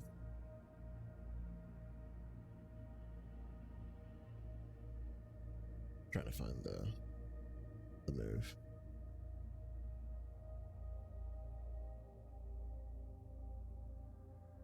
Oops, the wrong thing. Oh, I also get XP. Oh, here we go. You must have leveled up this round. Yeah, that's enough to level. Yep. About to say, there's no way. Okay. Ain't no way. So you can either, I'm gonna give you a choice, a hard choice, okay, Jaeger? You can either take an additional 2 harm or suffer an effect. You don't get to know what that is until you choose. I'll go with the effect. Yeah. Fuck it. Bad move, man. What do you, All right. you can't die in this game, dude. So you get this, you don't hurt anymore, but there's this sort of like, this like feeling of your heart beating in the wound as you as you rip the pant leg back, and it kind of just gushes a bit, and it looks almost like infected for a second, right? And it pulses in pain, not enough to do any harm or anything like that, and you begin to like dress the wound and wrap it up, and you get a overwhelming urge to leave town. so overwhelming that I need you to roll plus cool.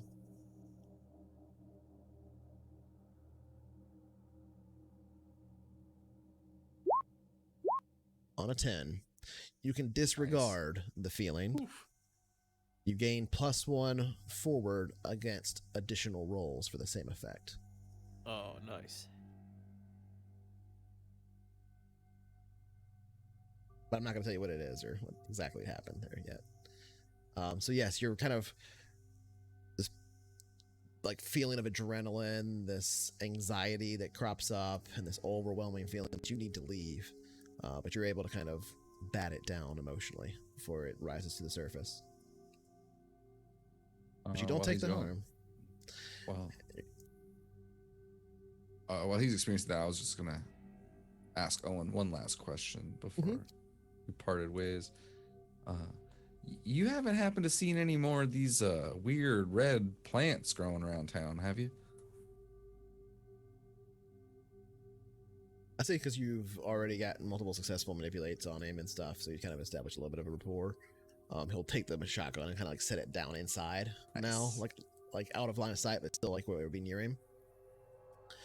And kind of take the dog picture and put it back in there as well.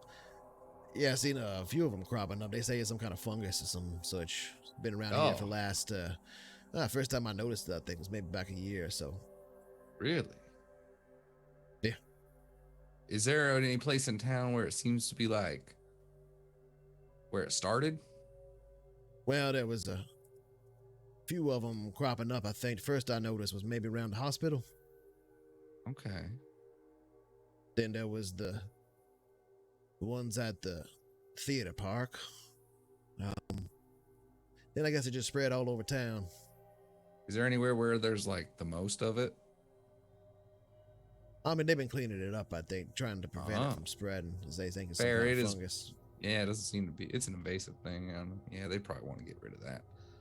Yeah, I mean, they cleaned it out of the theater park and the hospital and everything long ago. That was months back. Well, Mr. Owen, I Keeps appreciate cropping up, your though. help. Interesting. Like Yeah, kudzu, all I right. Well, guess. it's nice to meet you there, son. It looks down at the Yeah, page like Mr. Smoot. Yeah, feel free to call me. Well, it And wouldn't be Mr. you know, What would be written on there? Gideon, just shit. Gideon Smoot Elder or Smoot. what? Elder Smoot. Smoot? Yeah. Well, it was a pleasure meeting you, Elder Smoot. Hey, you as well, Mr. Owen. Feel free to call me again. Sorry about Peaches, and you know, she will be up waiting for you when we all return to our Heavenly Father's kingdom and His embrace. So, He'll look down You the ever, pamphlet again, kind of cock his head, and then just sort of tuck it away into his like pajama pockets, and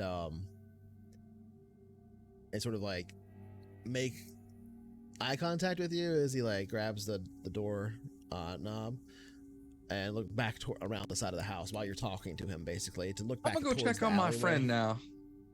You have a wonderful evening.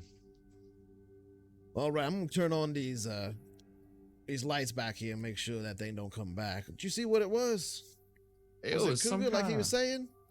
We don't. Yeah, maybe, probably. It looked That's like dangerous. Yeah, coming down from the mountains, I guess. All right, well, I'm gonna go ahead and leave these lights on out here just in case. You folks be careful now. I appreciate it, Mr. Owen. He'll start to you walking later. back inside. And I'll then head back to the van. He'll just kind of nod at you. He'll give you like a little kind of like tiny salute kind of thing like that, and close the door, and you can see the curtains kind of close, like where he had opened them and looked out before. Some of the lights turn off on the inside, and then and the porch light turns on pretty bright, and then the back porch light turns on pretty bright on the house. Nice. Yeah. What do you I'll guys make my way do? back to the van. Mr. Toten, are you okay? So you just rather see him pale. go 1,000-yard stare for a moment. He's probably like got his leg propped up, kind of half sitting, like hand on his chest, like just staring off in the distance. Mr. Toten? Mr. Yeah. Toten? Yeah. You okay? Pulls out a little notebook. Yeah. Weapon up. Writes down incredibly fast. Puts it back in his pocket. Was that what we were looking for, Mr. Toten? That thing in the alley? Yes, most definitely. Not sure what happened to me back there, to be honest. Well, you almost had your soul pulled out. Oh, that's not good. Let's I go didn't know kill that this could thing. happen. Yeah, I'd really appreciate it. So like pull out the sword, prep the flamethrower. Y'all good to go? I got a little bit of information, I guess, but this thing's here. It must have ran down this alley. I think Jinx, might want armor. the guy that lives in this house must know something too, by the way, if we want to ask anyone any more questions. Not Owen, but Parker, I think he said his name was. Well, Yeah, like it's Mr. here. Parker. He just gave you his last name. Well, this one's here. Let's kill it first. All Worry right, about the rest later. I'm with you. And I'll pull out my new nunchucks. Y'all see now that there's like a grafted part of each nunchuck. That it's got a chain. These are much nicer than the ones I had before, which were made of wood and rope. This is a They were like chain ball nunchucks. and metal. They were legitimate, but they were just wooden. But these ones, there's a part that we got a mold of my hand, and then he made like a silver mold of my like hand grip around each of the Oh, that's cool. chucks. And so like there's silver kind of wrapping around it all, but it's like in my hand grip pattern, so like I can grab it, but there's still silver on it. And then the chain itself is silver as well. And I'll grab that, and I'll grab some throwing stars, which are silver tipped. Each of they're 4 tipped throwing stars, and on each tip Yeah, I mean, I like assume everything's kind of like silver plated and stuff, not like sharpened solid silver, silver or whatever. Yeah, so it's totally. not like thousands of dollars or whatever. Yeah, they look sick. And I guess I got my Show hunting that rifle too. Catches the last rays of the setting sun as you kind of like pull them out of the van and give them a once over. Yeah, you hear the chain as I like spin them around real quick. Hey, thanks for the sub, Hopper. Appreciate it, bud. Oh shit! And I'll Good to see sling my hunting rifle over my shoulder as well, and Okay. I'll look at Jaeger and I'll just nod. Good to see you, man. What about Okay, Jane and so- Lester? Yeah, that's what I was gonna ask. Armored up, ready to go. About Jane. I got. I'm just been standing outside of the van with all my shit. Yeah, you got it like hidden behind your back and stuff. The guy's gone Ready to back go. inside now. So what are you doing? You heading over to kill this thing?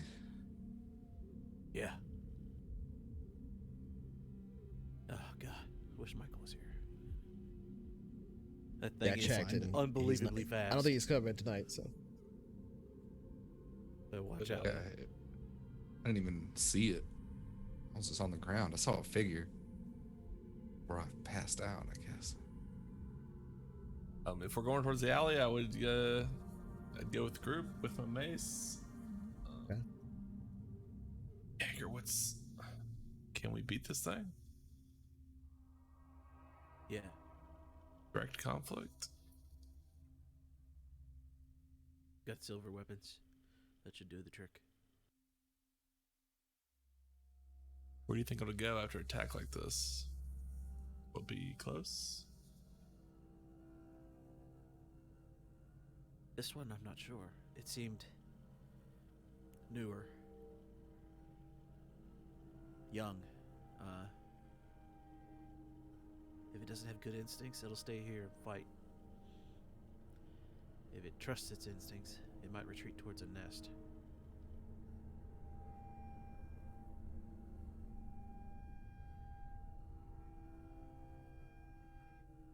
Would the nest be here somewhere, do you think? Or would it be out of town? Would have to be nearby.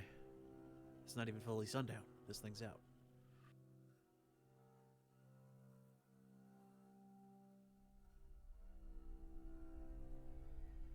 If other people are kind of out of earshot, is this what you were worried about? Yeah.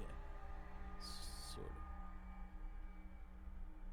Well, I'll follow your lead. I know this is a big deal for you. Right. I'll lead the way. And I'll trust my gut. Oh, okay. Let's see it. Gut truster. Let's see you roll your gut trust. Ooh, okay. What happens on a 10 plus?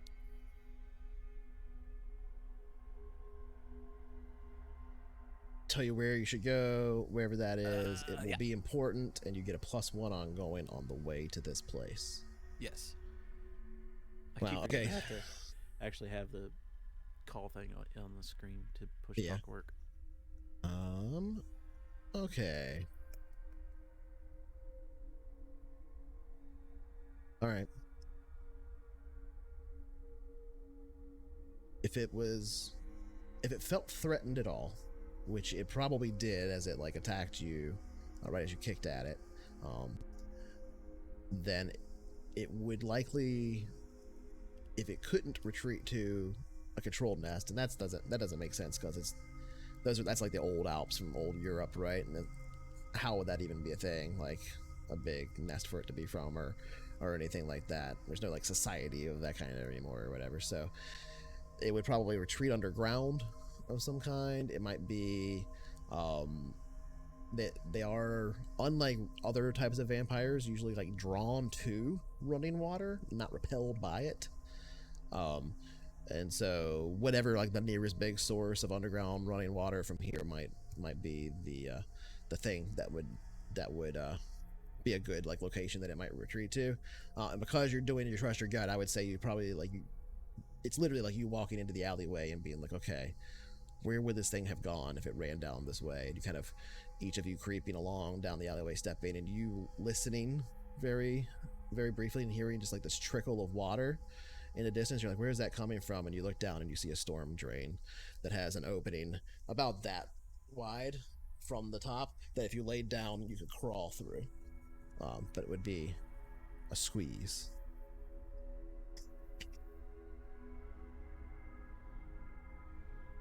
There. It's hiding.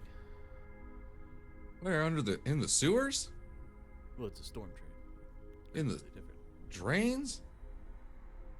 Yeah, sewage actually takes away the waste. Storm drains take away the rainwater.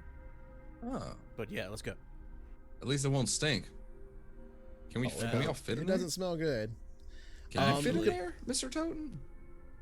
I would say Well- like for all of you could fit, but it's going to be a squeeze as you kind of squeeze your way in. But so it's going to be like time to get Fortunately, in. Jane, There's no armor getting will in and out very not fast. fit, even when you're not wearing it. Like, Ting, have to ting. take off the I'll be flamethrower rear pack. guard. I'll Clink, stay here. clink, clink, clink, clink. Yeah. No, you can all squeeze in there. It's just like it's going to be like a few minutes of like laying down and kind of wiggling your way in, not a thing where you can get in and out real fast. That's all. Yeah. There's no I guess I'll just immediately start as soon as Jaeger says that, I'll immediately start trying to squeeze through.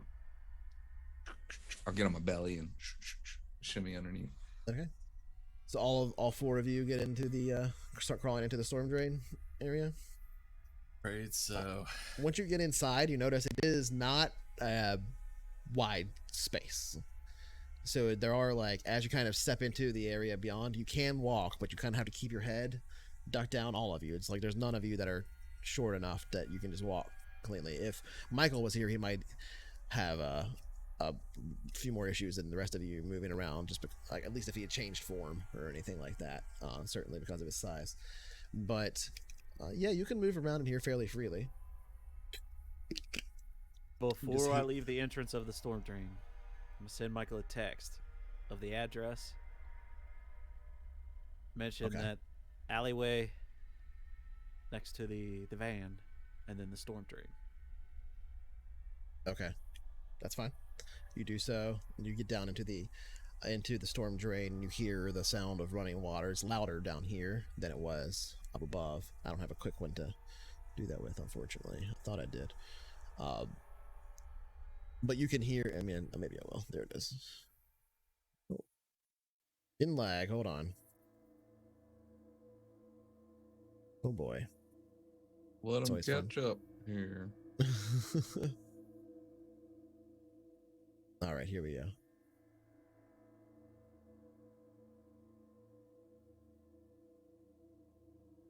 Give it a second. Doing it. Give it a second.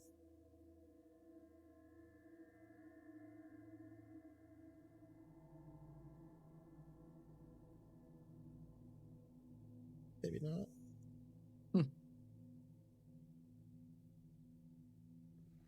Sharper. I think it's Taking working. 3 Okay. shots of Canadian whiskey back to back.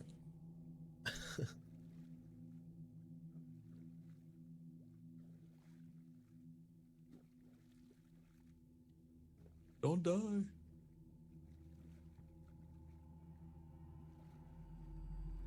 Oh, that's working. Yeah, I don't think it is. All right, anyway, so forgetting that because it's broken for some reason, Sirenscape just exploded.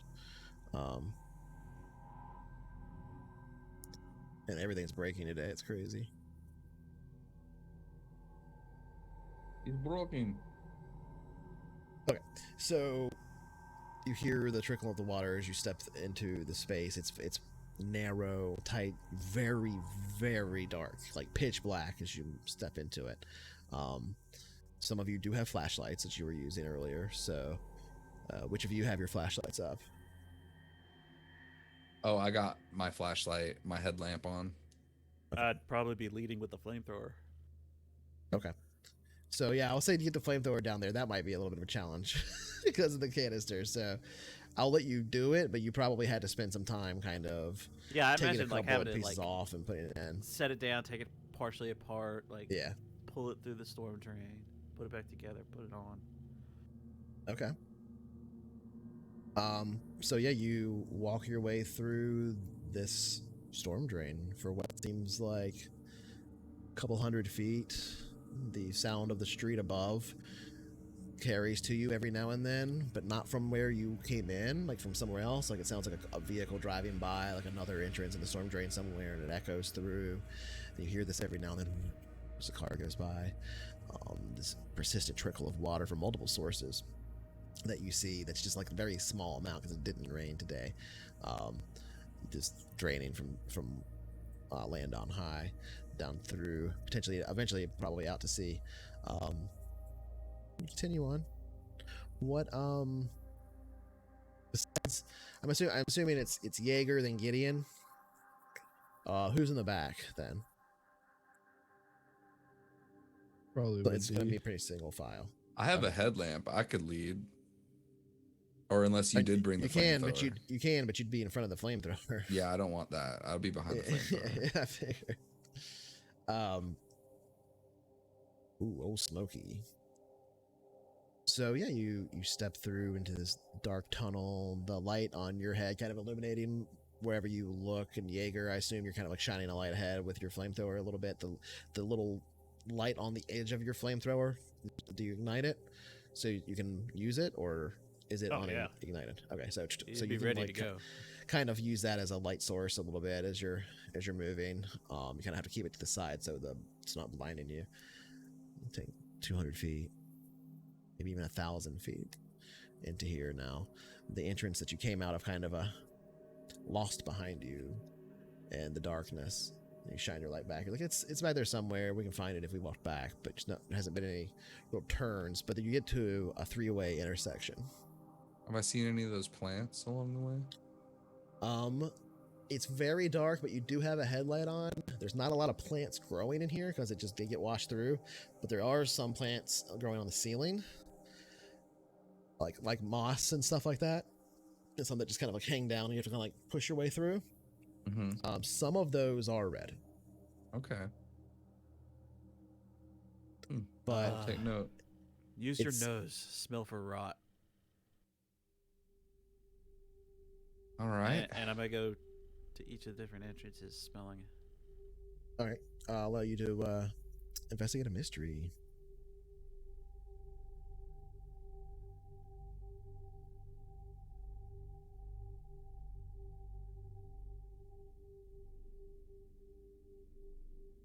That +1 ongoing. Yeah. Another 8. Okay, so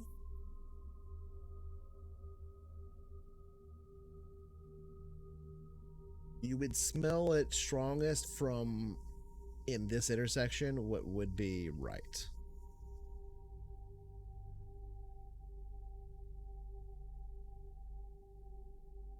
Just to give you kind of context in that respect. But this is an investigative mystery, so if you want to, if you're kind of smelling around, looking in this area, looking for the red plants and all that stuff, I'll allow you to ask me, you know, those questions or whatever you want to ask from the thing. Go ahead. What do you ask? Where did it go? So you smell the smell strongest from the right. The sounds you hear of the running water and stuff are kind of all over the place, but you do hear something kind of bump and slide around a little bit towards the left, and this whole kind of intersection above you seems like the plants on the ceiling are fairly red, so like somebody has probably been killed near here before. The sound you heard was to the left, and the smell is strongest from the right. Which direction do you go?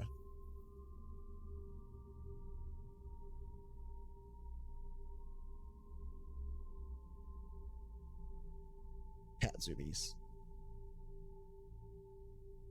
What should we do, Mr. Toten? Which direction should we go? You have any advice? Noise first.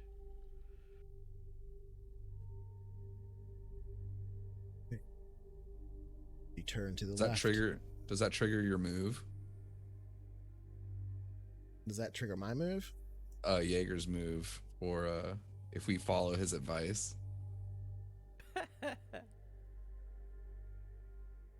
I mean, if everybody's following him, I would say, like, maybe in this circumstance I'll allow it, just not if you do it over and over. Should we turn left now? What does that move do again for you? We can save it if it is like something that you... Yeah, I'm not sure it fits the situation. Yeah, I don't know if that works that well for that. I mean, yeah. Yeah. Okay, so you step to the left down here. There is kind of a moment where everybody's trying to be very quiet and calm. Jaeger, you're just sweating. It's like 1,000,000 degrees in here, it feels like. But nobody else seems to be sweating that much. You kind of realize it's like your heart is beating very quickly. You need to get out of here. You need to run. I need you to make another roll. Another plus cool. Is this an effect that he would know, or any of us would know maybe from reading the journals and knowing? He hasn't failed it yet, so no. Okay. You won't That's see true. the effect play out until you see him fail it, and then maybe you will know something. Oh, well. Now, on the other hand, okay, Jaeger, so your heart starts to beat very, very quickly, and you have to leave the tunnels. You feel like as though you have to leave the tunnel, so you would turn around and go back the other way, back the way you came. I think I'd However you want to play that out. take a couple steps backwards, like staring dead ahead into the darkness, just heart visibly thumping in my chest, and once I'm past them, just sort of turn and run. Mr. Toten, are you okay? Mr. Toten. Hey, what's wrong? So yeah, he's kind of dragging the flamethrower behind him, runs down the corridor away. Mr. Toten, can I try and manipulate him with my pleasant and friendly manner? I mean, you can try and physically stop him, but he is in like a sprint now. He would be running. Well, I guess I would just assume he saw something, and I'll start running too. Yeah, I mean, I would run with him for sure. Okay. Yeah. What? All right. What is it? What did you see? As What'd you as see, he Mr. Totem? as he tears off and runs down the way, you're all kind of like, huh, what? And you're yelling after him, and all of you running, Lester included. I'm going to use a keeper move and separate you all. Jane, you're the last to move out, and as you begin to like run back after them, you start to feel really, really sleepy. I need you to Jane roll plus does? tough, Jane. I will Shit. note that I'm wearing this necklace. Okay. Mr. Sorry, you Totem, said wait. tough. So, all right. So here's the thing. You're wearing the necklace, right? And I forgot that you were wearing the necklace. So you start to feel the effects of the sleepiness, and you kind of are able to just shake it off. Very, very briefly, like it like started to wash over you, and then you could shake it off. And then as you do, you hear this kind of rushing sound in the water behind you as this thing moves past you at extreme speed in the darkness of the sewers here, right? In this really tight corridor, and you didn't even see it coming. You kind of thought this, like you think back to your casting of the tea leaves this morning and it blowing away, and for the briefest moment you thought you would be in, like, you would have this premonition of being in a tight space with something and knowing that you needed to move to the right to get away from it, and you did, and you moved straight into it as it slashes you for 3 damage, 3 harm. Whoa. And that is your, yes, for 3 harm. That's the playing out of your failure of the casting the All right, I'll take that one. the fortune this morning. It's here, watch out. Is he You said or we is got she separated. behind Am us? I with him? Yes, she's with her? behind all of you. You guys are separated by Oh. about 15 feet as she kind of was like stunned for a second as you And a took killer off. vampire. And then So was something she ran able to yell past her and out? slashed him. Yeah, she just yelled out. Okay. So I guess I'll kind of stop and takes look off down the other way. at Toten, and then I'll look back at Jane, and I'll look at Toten, By the time you look back, like you just see the little fire. and I'll say to Lester, I'll say, "Get Mr. Toten, I'm going after this thing," and I'm gonna tear off after Jane, towards Jane. Okay. All right. So Lester, you're running after Jaeger? Yep. Okay. Jaeger, I would say you would get to the point where you came into the tunnels, and you pretty much just have to leave at that point, because your instinct is telling you is to get out of the tunnels. That's the thing that you're being like kind of willed to do. So once you get there and you're trying to move the flamethrower out and everything, I would say that slows you down enough to where Lester is going to be catching up to you before too long. But we'll cut to Gideon rushing towards Jane. I rush. Kind of where the action is. You fell, Jane, or you're in the water. Not in particular. I just kind of got held up and slashed, but All right. just like I'll in just this moment, a little bit away. I'll make sure you're okay. You said you saw it? Which way did it go? It's fast. It's fucker fast. I don't know. We gotta get out of here. We gotta get out? What's wrong with Jaeger? I don't know. He saw something. He took a couple steps back and just tore off. It's all wrong. This is we gotta. All right, let's get to Jaeger. All right, let's get out of here, and I'll help Miss Meyer to kind of like pull her along until obviously she doesn't need much of my help. So I'm just gonna pull her into momentum, and then we're just gonna run. Okay, so you take off back towards Jaeger.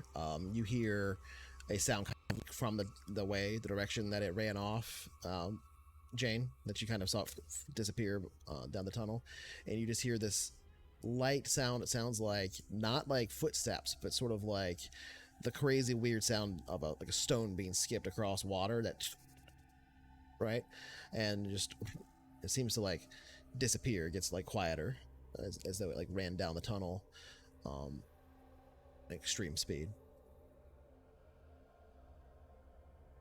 Eventually, you guys would catch up to Jaeger because it's going to take him a few minutes, like we said, to get in and out of this thing. So he's at the ladder. Yeah, it's not really a Or- ladder. It's literally like a hole that you have to like crawl your way up out Oh, of. he's trying That to would squeeze his way through. be, yeah. Mr. And that's Toten, what's going Lester, on? What'd you Lester would see? seem first, so Yeah, Lester, what are you Lester. doing? Yep. Jaeger, what did you see? He's probably like tugging and struggling with the straps that hold the flamethrower on him. Just kind of looks at you with like wild panic in his eyes, and then looks back, struggles some more.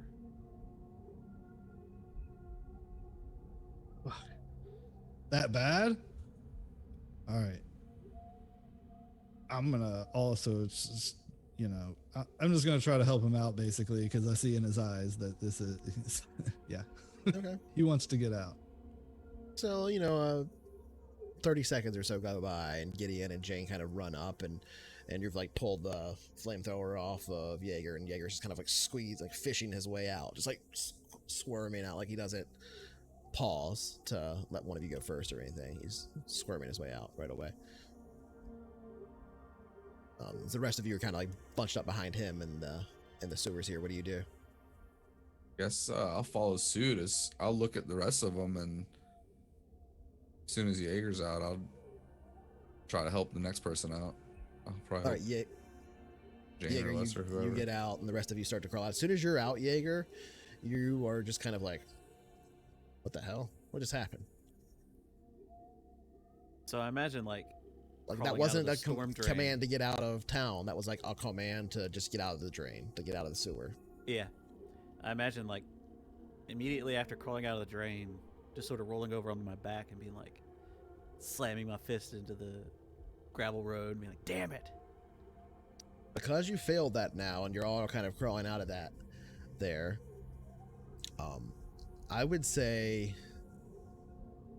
Jaeger, because you experienced that, roll me a investigate a mystery. And I'll let you ask some questions, and I'll give you one hint to start with to ask questions. I'll let you do the flexible alternative.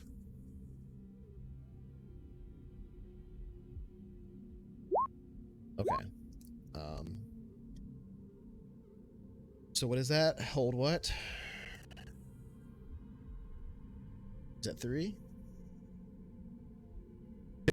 I Okay. think it's two It's 2. general questions or one specific one. Yeah. All right. So, whatever you just experienced there, that's not a thing you ever read about Alps being able to do. So with that context, what do you ask? What sort of creature is it? There's only one thing that you've ever read that had that level of command over somebody that could affect them that quickly, but you've heard of like spirits possessing somebody, or like even very, very powerful demons doing it for years at a time. But this was nothing like that. This was like a singular command that you could not disobey the will of, and you didn't even hear the words for.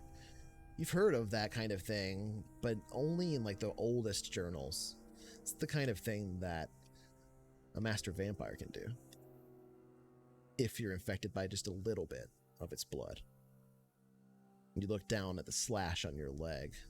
Think back to that image of that Alp. Its claws, and how they were tainted crimson red.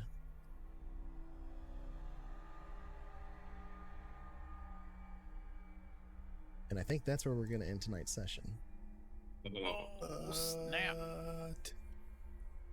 Commercial break. -1 party member, +1 monster. Yeah. Brutal. We gave him the address. Maybe Brutal. Michael's on his way, and he didn't text. Okay, so let's go ahead and ask the Good. questions. That was good. That was a good place to call it a day. That's exciting. Oh man. All right. Question time. Did we conclude the current mystery? Technically, you get 2 general questions or 1 specific. I'm going to count that as a specific question because I gave you that much of an answer. Yeah. So what was the question? Sorry, ask it again. Did we conclude the current mystery? No, you did not. These are the questions you met, right? We Yes, came, sir. we Yes, sir. saw, we went. That's it. Did we save someone from certain death? No. Oddly enough, you actually did. That guy, Really? the guy in the house with the shotgun. If you hadn't, either you were gonna encounter it, or he was gonna encounter it in the alleyway, and you were gonna find him dead on the next clock. So you actually did save him. Okay, so that's one that You we saved started him by on. getting fucked up. Cool. I mean, we saved And he's got one of my millions, pamphlets. Oh. And he's got one of your pamphlets. Did we learn something new and important about the world? Absolutely. I think so. Yeah. Absolutely, we did. So that's 2. And then Yeah, finally, pretty big like reveal that it seems like vampires are not extinct. yeah, that's cool. So, did we learn something new and important about one of the hunters? I don't know. I'm wondering. I think we have Did we- questions. I think we have new questions. I don't think we learned anything new. Not about the Yeah. hunters. I think the only thing that we learned maybe new about the hunters was like, what were you gonna say, Nyko? Does that count? Like, is that us as players? Because Lester learned about Jane's friend. Is that players or characters? That is all of us, right? As a no, it's not your characters necessarily. It's like all of us as a group, like in the greater meta fiction. So the thing that I Reveals some things about me. yeah, exactly. So the things that I was gonna say, like why like Jaeger hasn't even had a chance to talk and be like, holy shit, I think these are vampires yet, right? So that was revealed to the audience and us, and so that counts for the campaign. Basically, everybody gets those XP. I think that the reveal of Hrothgar, it's Hrothgarr, if you want to know how to spell his name, Is he high? He's high Hrothgar. I think that has one R, but this one has 2, whatever. But anyway, I think that well, technically this one has 3. I think that the reveal that there is a contact for the blue ribbon people, and that they have been persistently giving you like money and things like that might count. Like you have a new contact like in that respect, but I think that's a little bit of a stretch. If you guys have another argument about learning something about the hunters,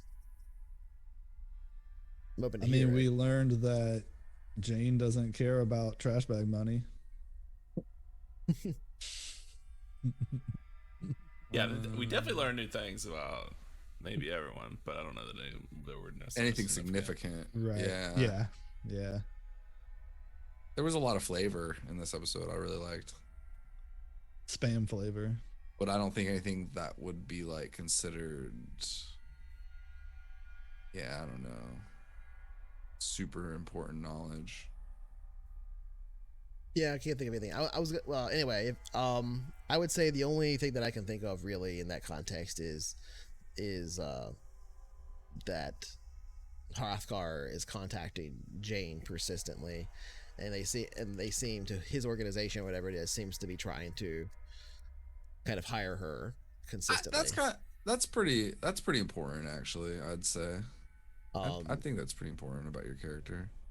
3 is one shot. So I would say I'll allow that. Yeah, I'll allow that to count for it. And I'm also going to say I was going to give everybody 1 XP as well, in addition to all of that, to mark your first time ever doing a road trip. Outside of Hushwood. Nice. Yeah, we're not gonna do that every time you go Nice. outside of Hushwood, but it's just like a celebratory. So we get 2 Milestone since thing. we got 3 of the questions. Nice. And then we get a third one third. for Third the one. gift. And that dings that'll me be- right there. I Yeah, just ding, I baby. leveled. I dinged Woo. twice this episode. Holy Yeah, shit. we did a Nice. lot of rolls. You failed a lot of That's rolls. true. You were doing a bunch. Yeah. All right. Well, let's do favorite moments real quick. We'll try and go through this one pretty quick. But yeah, let's try and do some favorite moments. I got some. Yeah. Anybody wants to start? Go right ahead. I really enjoyed Lester's description of the panic room and all the additions he made to the house. I thought there was a couple good descriptions that Lester threw into the montages we did as well. That really added to the verisimilitude of everything. Mhm. I really appreciated that, Lester. Jane, couple of things about Jane this episode I really liked, and Venom in particular as a player. I really like Jane loosening up in the car ride. I take it she hasn't really been out of Hushwood too much from like, I don't know, and kind of like this sense of like leaving your problems behind you and like being able to relax a little bit. I thought was pretty neat. I also liked you describing the warding on the house, obviously, and all the things you decided to do to protect the new addition to Lester's crib. And particularly Venom, I really liked something that you kind of, it was an offhanded comment you made, but I really enjoyed when you said something along the lines of, because it's so old, there's going to be like writings on it, on this, like I think you were talking about the creature that was stalking you. It was just this idea of like, these things are ancient, these like entities that we're dealing with are like before man, so like if they've existed since before us, there's going to be evidence throughout human history of their existence. Like a new monster, right, there's a very rarely a new monster that you're going to hear about, like, I guess. And that was just a really cool offhanded comment that really sunk that in. I appreciated that perspective. And then Patch, I honestly liked the way that, especially this session, the way that you reacted to learning the new information about this thing. Like, this isn't this Alps don't do this, what the fuck, like you were shook. I really appreciated that. And I really also enjoyed the way that you initiated this whole thing by giving us those journals, which leads me into Cynicals, which is that seamless connection that you created from Patch giving us the journals last episode to the adventure that we experienced this episode. I thought was a really cool, like, way to sew it together in this roundabout way that really, like, was cohesive in the end. And that's what this is all about. It makes it easier for me to do those kinds of hunts when you do that type of thing, right? Yeah, and it was gives really us nice good. cohesion. Great storytelling, and the music management I think is notable, especially Until it lags. But one day we'll have the perfect setup. Yeah, multiple computers, the command center, A room, play role-playing games with each other. It's someone operating it, yeah. A whole other person who's not playing the game; they're just operating everything else. Who wants to go next? I'll go. go ahead. Okay. I really enjoyed Jane stalking about, creeping around. I thought that was good. Especially with the details of like the snake. Mm-hmm. For Gideon, it was the road trip, and how society was like, I'm gonna find me a slushie, like a biggin.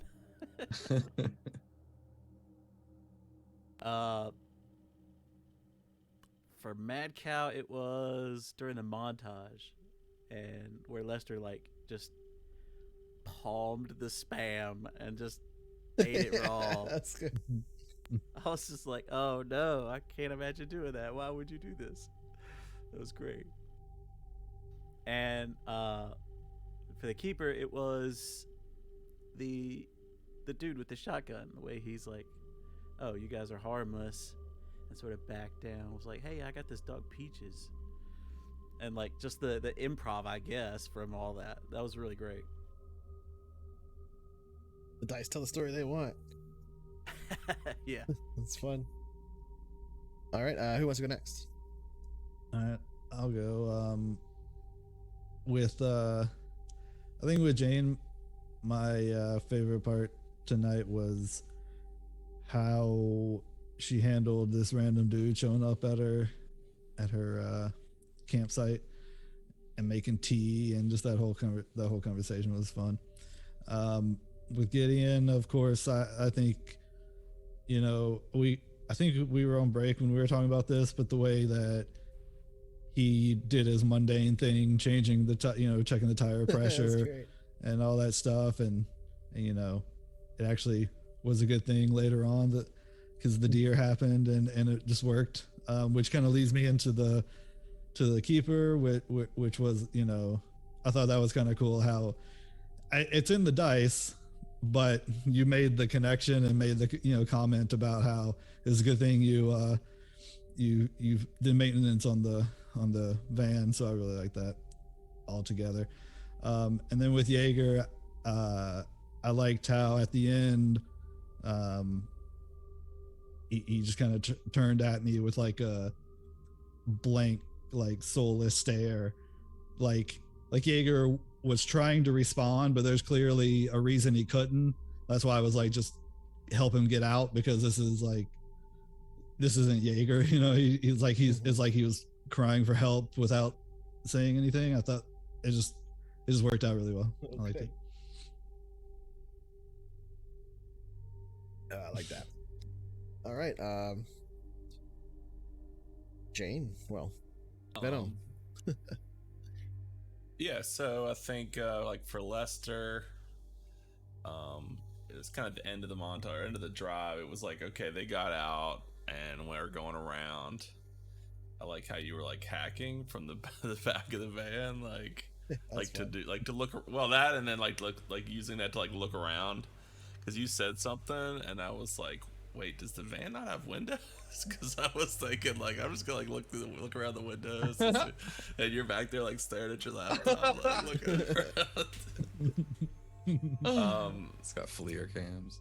Jaeger, again, I liked how you were kind of taking charge, like this whole like alley sewer thing. Like you were obviously in charge. I like that too. I like to see that. Like you had the flamethrower, and like you were even using your abilities to like, it made sense both in character and mechanically, like that you were like charging through the sewer and leading us through there, given that these are kind of like your family nemesis.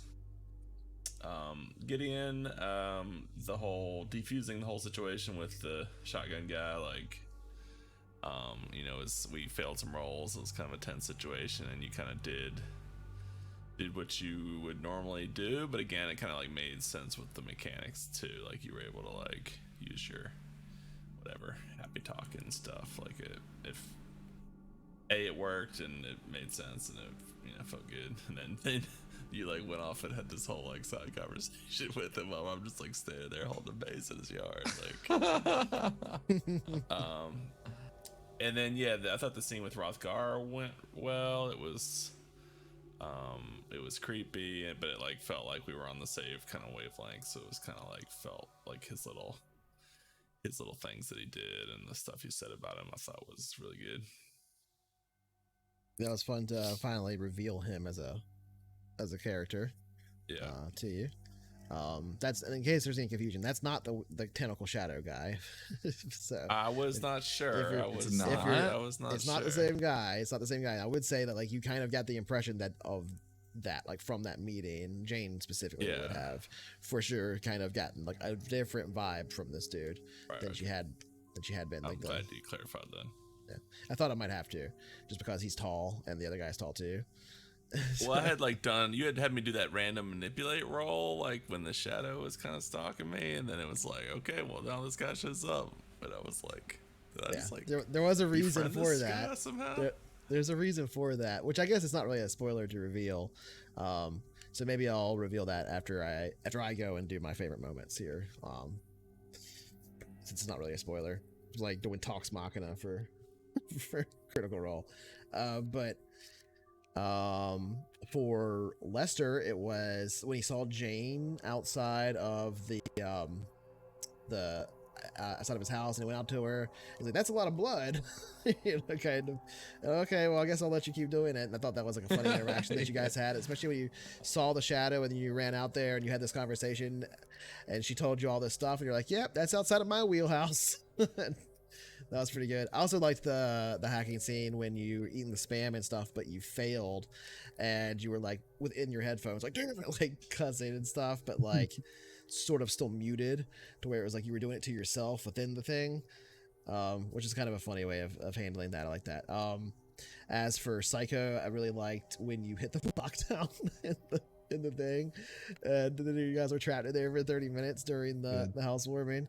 That was super funny. And I also really liked how you showed Jaeger being freaked out, right? Like Jaeger seemed scared, and that was a cool thing to see because he's usually so confident about the things he's hunting and stuff. So it's like, no, this is the real deal now. I'm doing this thing that my grandfather did that I've heard my whole life, and it was cool to see how you played that with the effects that you actually ended up falling into. And I also like that you chose the effect over the harm there, even though you didn't know what the effect was going to be, and the effect is bad. Like like you aren't over it.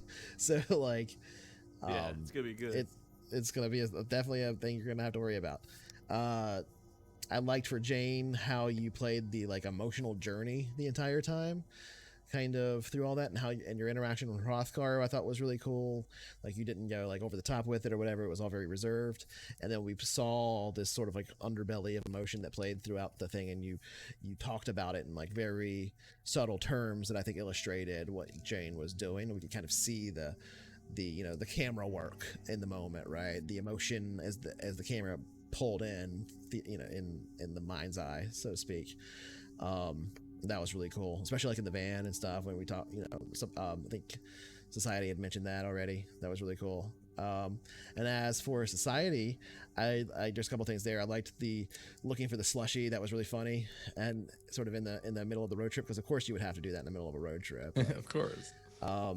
And I liked the rotating the tires bit that you did early on. That whole bit was really funny, but it also like gave me a thing to think about later on, which is why I did the thing where I was like, well, I'm going to have him do something on the road anyway. But because he did like maintenance and stuff, I want that thing to be tied to like something that would be like a thing that would make maintenance matter. And so it was either going to be like, a tire blows out or something like that. But I decided a deer running across the road would be, just more exciting and kind of feel the anticipation of like approaching this town with, this Alp town. Like so you proof nothing you do matters. So yeah, that's mine. So now like the I don't, like I said, it's not really a spoiler, but the context that you would get from that dude, right? Like he wouldn't have been the same as the tentacle guy or anything like that. You would kind of have to deal with like I'm trying to think of like what you would know, like what you would be able to kind of ascertain with Hrothgar. Not exactly supernatural vibe about him, right? Like the way that a tentacle dude does. Because even to me, it was like kind of clearly two different entities. Yes, so it was two different entities, but I'll say this isn't a spoiler because there's no way you'll really get this unless you directly ask him or somebody else about it at some point or whatever. But when you did the thing where you did the manipulate someone, where you're yelling out at somebody to do something, and you were yelling at the shadow dude, but Hrothgar was nearby and listened to it. So you actually were rolling the roll against him. You weren't rolling a roll against the shadow dude, even though that's who you were talking to. Right. So anyway, I'm not going to reveal anything else about that.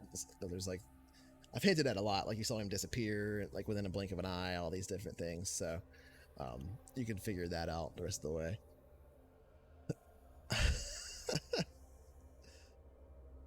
Tool,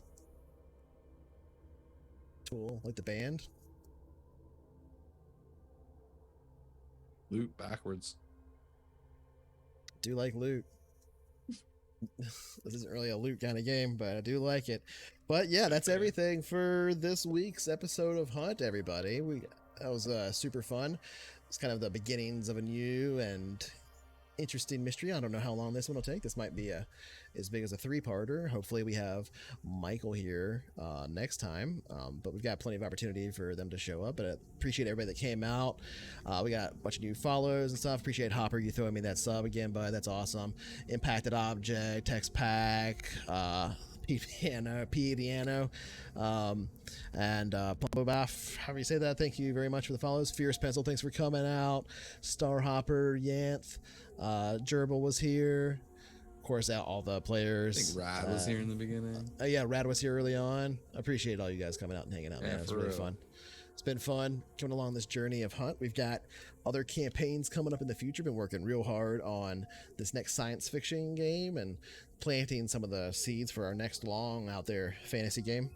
I was doing the math earlier from Screen Room to try and figure out about the time period we would be ready to run a Star Trek campaign in the future, because I was like, okay, when I run this next sci-fi game, I want to make sure that we've had another game in between that and the Star Trek game, right? So how long could that run out? So I was in my head trying to figure out the average lengths of our campaigns and like roughly when one might end and then another one end and then eventually get to the Star Trek one. So it looks like what I'm trying to do is I want to get Mad Cow through all of Star Trek Voyager. And there's more Star Trek after that for Screen Room by quite a bit. But I want to at least get him all the way through Voyager, because that's the time period I want to set the campaign, is right after Voyager. So we've got, it looks like, maybe as long as a couple years until Mad Cow's 100% ready to do the Star Trek campaign. But yeah, yes, Hopper, that's what we're getting ready for. Screen Room's watching of Sci-Fi Sunday Star Trek was basically Society and I trying to get Mad Cow ready for a Star Trek campaign by watching up to the point in the fiction, which is one of the reasons why I'm doing so much of the chronological order and stuff on it. So anyway, it looks like we got about 2 years until we're ready for a Star Trek campaign. So I think we're probably going to end up being able to fit one other campaign after the next sci-fi game before we do Star Trek. Yeah, just a couple of years. We'll see. It might be sooner than that. It depends on, if we work our way through it on Screen Room faster or whatever. The thing I didn't want to do was have to put 2 space campaigns back to back, just so we have a little bit of a palate cleanser between them.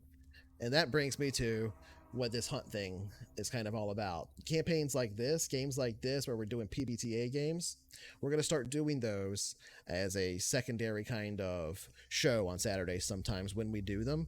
And it's just going to be the generic, so no special intro or anything like that. But I've talked about this with the players already, but I haven't really talked about it much on stream.